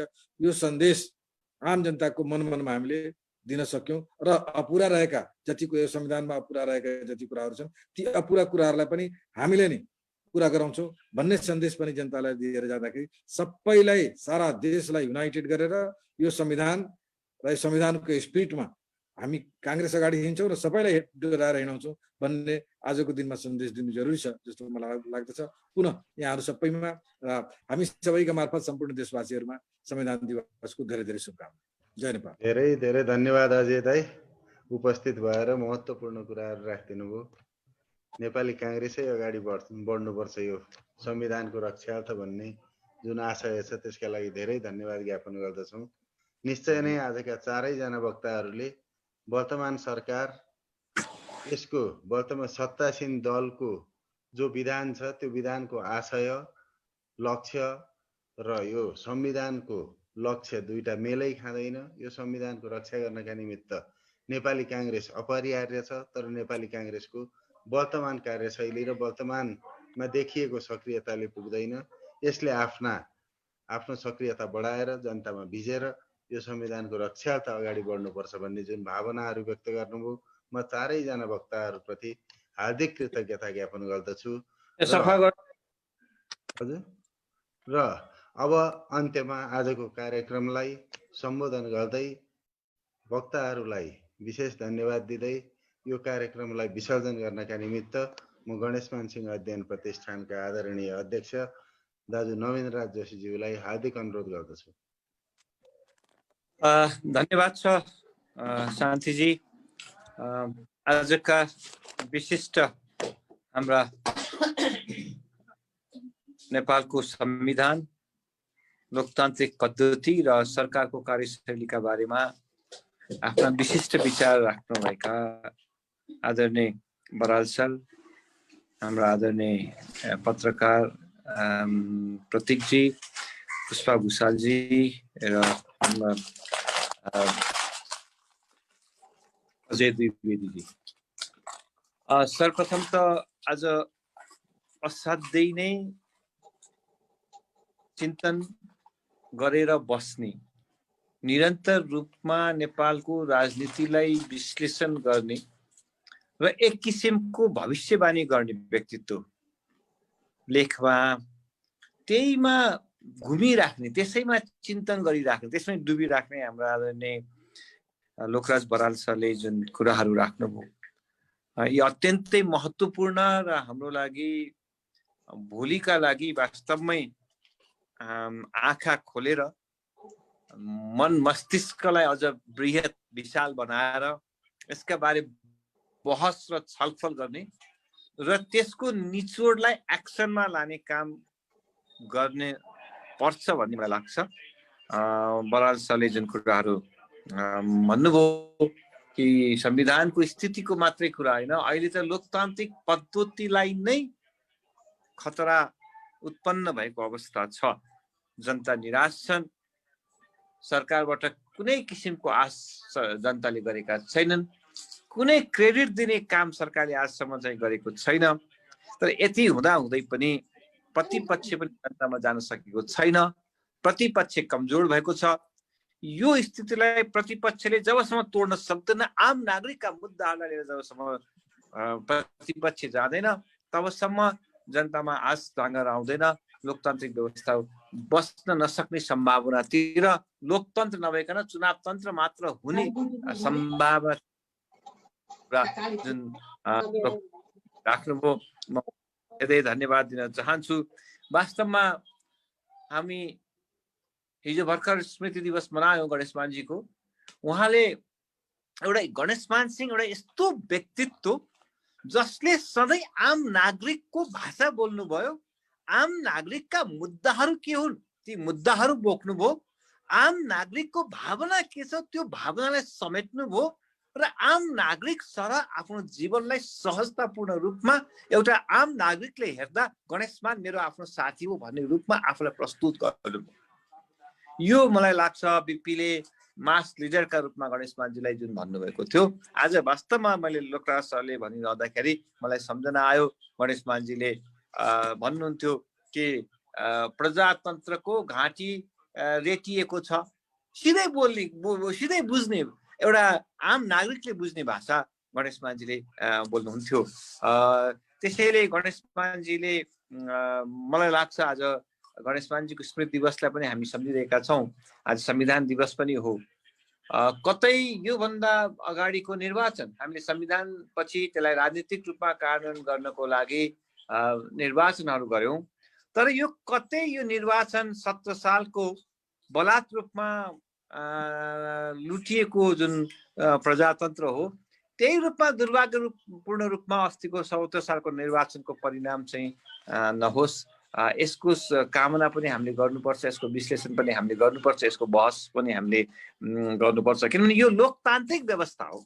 यही व्यवस्थालाई स्वीकारेर हामीले संविधान निर्माण गर्यौँ। सबै राजनीतिक अहिले अजयजीले गरेका कुरालाई म राख्छु केही बेरपछि। यो व्यवस्था कुनै व्यक्तिको लहरमा या कुनै पार्टीको अमुक नेताको राज इच्छामा चल्ने व्यवस्था हो। यो त के भने लोकतन्त्रमा आज जुन लोकतान्त्रिक व्यवस्था भ्रष्टाचारका कुराहरू भएका छन्, ओम्नीका कुरा भन्नुहोस्, एथिकका कुरा भन्नुहोस्, सुनका कुरा भन्नुहोस्, व्हाइट बडीका कुराहरू भन्नुहोस्, सेक्युरिटी प्रेसका कुराहरू भन्नुहोस्। अब त्यति मात्र होइन, कोभिड-19ले जनता यत्रो सन्तास भएको बेलामा लकडाउन गरेर बस्नु परेको स्थितिमा पनि औषधि किन्दाखेरि पनि जुन किसिमको भ्रष्टाचार भयो, त्यो साँच्चीकै सबै नेपाली जनताको शिर निराउने चाहिँ र आज एक अर्थमा भन्यो भने जनता अवस्था छ। निस्सहाय बनाउने प्रयास, जनता निस्सहाय बनाउने र यो अवस्थामा यथार्थमा प्रतिपक्षले मौनतापूर्वक होइन, यसलाई राजनीतिक धर्म निभाउन पनि उसलाई प्रतिपक्षका रूपमा भोलिको सरकारका रूपमा हेरेका जनता अगाडि एउटा चाहिँ कार्यक्रम लिएर, राजनीतिक कार्यक्रम लिएर आम नागरिकमा जानुपर्छ भन्ने कुरा जुन बराल सर राख्नुभयो, मेरो पनि मलाई लाग्छ त्यही कुरा हुन्छ। किनभने हामी प्रत्येक राजनीतिक दल, प्रत्येक राजनीति गर्ने व्यक्ति इतिहासको कठघरामा उभिनै पर्छ र यदि समयमा हामीले ती कुराहरूलाई सम्बोधन गर्न सकेनौँ भने, गणेशमानजीले बारम्बार भन्नुभएको थियो कि इतिहासले क्षमा गर्छ होइन, राजनीति गर्ने राजनीति किनभने आम नागरिकले दुःख जुन पाएका छन् र आम नागरिकले जुन किसिमको समस्या भएका छन्, त्यसप्रति राजनीतिक दलहरू सक्रियताका साथ त्यसलाई सम्बोधन गर्नुपर्छ भन्ने हो। किनभने यो संविधान हामीले वास्तवमा भन्ने हो भने कि निर्भयताका साथ बाँच्न पाउने, भ्रष्टाचार विहीन समाजको परिकल्पना गरेर प्रत्येक नेपाली नागरिकलाई उसको हक र अधिकार चाहिँ दिएर चाहिँ हामी शिर ठाडो पारेर बाँच्न पाउने अधिकारका लागि हामी संविधान निर्माण गरेका हौँ। त्यत्रो ठुलो क्रान्ति आन्दोलन हामी गरेका छौँ। आज जब हामी सुन्छौँ भ्रष्टाचारका कुरामा, सरकार भन्छ भ्रष्टाचार कहाँ छ, सरकारले देख्दैन, भ्रष्टाचार नदेख्ने सरकार मात्र होइन भ्रष्टाचार गर्ने सरकारका रूपमा आज सबैले यसलाई चाहिँ देखेका छौँ यसको उसमा। त्यसले के भने प्रतिपक्षले यी गलत कार्य भए अघि हाम्रो बराल सरले पनि भन्नुभयो, हाम्रो चाहिँ प्रतीकजीले यसलाई राख्नुभयो कि प्रतिपक्षले सुरुमै हाम्रो चाहिँ प्रतीकजीले भन्नुभयो प्रतिपक्षका कुराहरू गर्नुभयो। वास्तवमा के भने गलत कार्य र गलत तत्त्वको प्रतिपक्षले त्यसको भण्डाफोर गर्ने र त्यसलाई लिएर जनतामा जाने आवश्यकताहरू चाहिँ छन् भन्ने मलाई लाग्छ। आज वास्तवमै भन्ने हो भने एउटा चिन्ताको विषय अर्को के हो भने नेपालका राजनीतिक नेताहरू जसले बागडोर सम्हालेका छन् तिनीहरूको नैतिकता र इमान्दारितामा चाहिँ निरन्तर ह्रास हुँदै गएको कारणले पनि वास्तवमा लोकतान्त्रिक व्यवस्थालाई नै सङ्कटमा बनाएको छ लाग्छ। त्यसै कि भने जुन आन्दोलन गर्यौं, जुन जनताको भावना बोकेर गयौं, जुन शहीदहरूको सपना बोकेर गयौं, जुन व्यवस्थाका लागि लामो लडाईँ लड्यौं, त्यहाँ सत्तामा गइसकेपछि आफ्नै स्वार्थ पूर्ति गर्नका लागि जसरी अहिले नेकपा सरकार लागेको छ त्यसले चाहिँ लोकतन्त्रलाई चाहिँ खतरा पुर्याएको छ। त्यसप्रति मलाई लाग्छ सिद्धान्त आदर्श नेकपा सरकारको चाहिँ सिद्धान्त र आदर्श संस्थागत भ्रष्टाचार भएको छ, जो अघि साथीले पनि सक्नु भएको छ। संस्थागत र भ्रष्टाचारलाई संस्थागत गर्ने जुन काम भएको छ त्यसले अन्ततः देशलाई कंगाल बनाउने र व्यवस्थालाई नै ठुलो थ्रेट हुने चाहिँ अवश्य नै चाहिँ हामी देखिरहेका छौँ। बराल सरले पनि त्यसलाई स्पष्ट पारिसक्नुभयो। किनभने सिद्धान्त र आदर्श एउटा लिने, ठुला आदर्शका कुरा गर्ने, जनताका समक्ष गएर एउटा मुद्दा उठाइदिने र त्यो भित्र चाहिँ त्यो आवरणभित्र चाहिँ भ्रष्टाचार, अनाचार र संविधानको स्पिरिट भन्दा ठ्याक्कै विपरीत काम गर्ने जुन शासकको चाहिँ अहिले चाहिँ प्रवृत्ति देखिएको छ त्यसबाट साबित छ। यसका लागि हामीले अवश्य पनि आजको दिनमा गर्न आवश्यक छ। म त्यसको सँगसँगै अर्को एकदमै राम्रो मलाई लागेको चाहिँ के भन्दाखेरि जुन प्रतीकजीले उठाउनु भयो रुल र हामी शासन हामी मान्छौँ, तर अब चाहिँ प्रवृत्ति के देख्यो भने सरकारको कानुन आफ्नो लागि कानुन बनाएर शासन गर्ने जुन किसिमको चाहिँ छ पुलिस स्टेटमा चाहिँ लाने। वास्तवमा कता कता हिजोका अब अवसरका लागि जहाँ पनि जोसँग पनि मिल्न सक्ने स्थितिमा जसलाई पनि प्रयोग गर्न सक्ने, मिल्न सक्ने प्रयोग गर्न सक्ने। यद्यपि नेपालको राजनीतिमा वामपन्थीहरूले लोकतान्त्रिक मूल्य मान्यता मान्छु, शान्तिपूर्ण राजनीति मान्छु, बहुदल मान्छु भनेर नेपालको आन्दोलनमा वामपन्थीहरूसँग सहकार्य गर्न चाहिँ मान्नुभएको र गणेशमान हामी लोकतन्त्रवादीले सबैलाई लोकतान्त्रिक बनाउनु पर्छ भन्ने मान्यता बोक्नुहुन्थ्यो। त्यही मान्यताबाट गणेशमानजीले चाहिँ वामपन्थीहरूलाई एकजुट हुनका लागि प्रेरित गर्नुभयो र लोकतान्त्रिक हुनका लागि प्रेरित गर्नु। तर अहिले आएर के देखिन्छ भने मौका पाउँदाखेरि लोकतान्त्रिक भन्ने 63 सालको आन्दोलनमा पनि माओवादीले पनि शान्तिपूर्ण राजनीति, लोकतन्त्र, बहुलताको कुरा हामीले संविधानसँग पनि स्वीकार्यौँ है। नेकपा एमाले र चाहिँ माओवादी मिलेर जुन नेकपा बन्यो उहाँहरूले अस्ति मात्रै संविधान बनाउँदा पनि स्वीकारेको भयो। तर आजै त्यसका विपरीतमा लोकतान्त्रिक मूल्य र मान्यताका विपरीतमा संविधानको मर्म र भावना विपरीत जुन कामहरू चाहिँ गर्न थाल्नु भएको छ त्यसले साँच्चीकै एउटा चाहिँ चिन्ताको विषय चाहिँ भएको छ। र आज समावेशिताका कुराहरू हामीले गरिरहेका छौँ किनभने यी विषयहरू हामीले समावेशी लोकतन्त्रका विषयहरू उठेर सबैलाई समावेश गरेर जाने, एउटा देशलाई चाहिँ स्थायित्व दिएर, राजनीतिक स्थायित्व दिएर लोकतान्त्रिक व्यवस्थालाई मजबुत बनाएर। वास्तवमा मलाई तपाईँसँग आज सेयर पनि गर्न मन लाग्यो विद्युत समुदायसँग कि यदि 17 सालमा राजा महेन्द्रले यदि लोकतान्त्रिक व्यवस्था समाप्त नगरेर यदि अर्को निर्वाचन गएर तर व्यवस्थालाई नियन्त्रण गरेको भए आज नेपाल भिन्नै ठाउँमा पुग्थ्यो, भिन्नै स्तरमा पुग्नु थियो भन्ने मलाई लाग्छ। त्यहाँबाट जनताका आवाजहरू, जनताका अधिकारहरूलाई आफ्नो हातमा लिने जुन काम गरे त्यसबाट पनि देशले प्रताडित हुनु परेको छ भन्ने मलाई लाग्छ। अहिले नेकपा सरकार पनि सकेपछि पनि त्यो स्थिति आएको छ। म त्यसमा स्वीकार गर्छु हिजोका केही कमजोरी, केही कमजोरी नेपाली सरकारकोबाट पनि भएका होलान्। तर यदि आज रिलेटिभली हेर्नुहुन्छ भने मलाई लाग्छ धेरै ठुलो डिफरेन्स कमसे कम जनताप्रति काहीँ न काहीँ जवाफदेहिता नेपाली सरकार थियो जस्तो लाग्छ। म त आज जवाफदेही देख्दिनँ। म आज त्यो जनताप्रतिको उत्तरदायी भएको देख्दिनँ म। त्यसैले के भन्दाखेरि हाम्रो लागि लोकतान्त्रिक मूल्य, लोकतान्त्रिक मान्यता, लोकतान्त्रिक पद्धति, लोकतान्त्रिक व्यवहार, लोकतान्त्रिक आचरण हाम्रो लागि चाहिँ महत्त्वपूर्ण छ भन्ने मलाई लाग्छ। अस्ति भर्खर क्यानाडाबाट एकजनाले मलाई साथीले फोन गरे, यहाँ केही पनि परिवर्तन हुन सक्दैन भने। अनि हिजो पनि फोन गर्नुभएको थियो। हिजो बेलुका के भन्नु भन्दाखेरि एउटा नेताको नाममा 72 करोड आउँछ, जनता खान नपाएर सडकमा चाहिँ हिँडेको चाहिँ दृश्य चाहिँ टेलिभिजनमा सोसियल मिडिया मैले देखेँ। तिमीहरू केही पनि बोल्दैनौ, यो कस्तो देश चाहिँ, कस्तो लोकतान्त्रिक संविधान चाहिँ तिमी राजनीति गरिरहेका छौ भन्ने कुराको चाहिँ साथीको चाहिँ थियो। त्यो विषय पनि हामीले वास्तवमा कुराहरू चाहिँ जरुरी छ। मैले अघि पनि भने ट्रान्सपेरेन्सी इन्टरनेसनलले भनेको छ कि ओलीजी आइसकेपछि, सरकारको नेतृत्व गरेपछि भ्रष्टाचारमा उडाएको छ। मैले अघि नै ओम्नीदेखि लिएर मतलब के गर्नुहुन्छ के गर्नु हुँदैन भन्दा पनि गर्न नहुने काम जति सबै गर्ने, गर्नुपर्ने काम जति केही नगर्ने सरकारका रूपमा धेरैले यसलाई चाहिँ अर्थाएका छन्, धेरैले बुझेका छन्। हामीले एउटा राष्ट्रलाई बलियो बनाउँदै आर्थिक सम्पन्नता, लोकतान्त्रिक आम नागरिकलाई चाहिँ लोकतान्त्रिक अधिकार दिने जुन व्यावहारिक रूपमा उनीहरूले अनुभूत हुने गरिकन चाहिँ समुन्नति दिनुपर्ने हो। त्यसका लागि हाम्रो नैतिक मान्यता, अनुशासित, भ्रष्टाचार मुक्त जुन राष्ट्रको परिकल्पना हामीले गरेका छौँ, सुशासनको कुरा त आज छैन विषयमा।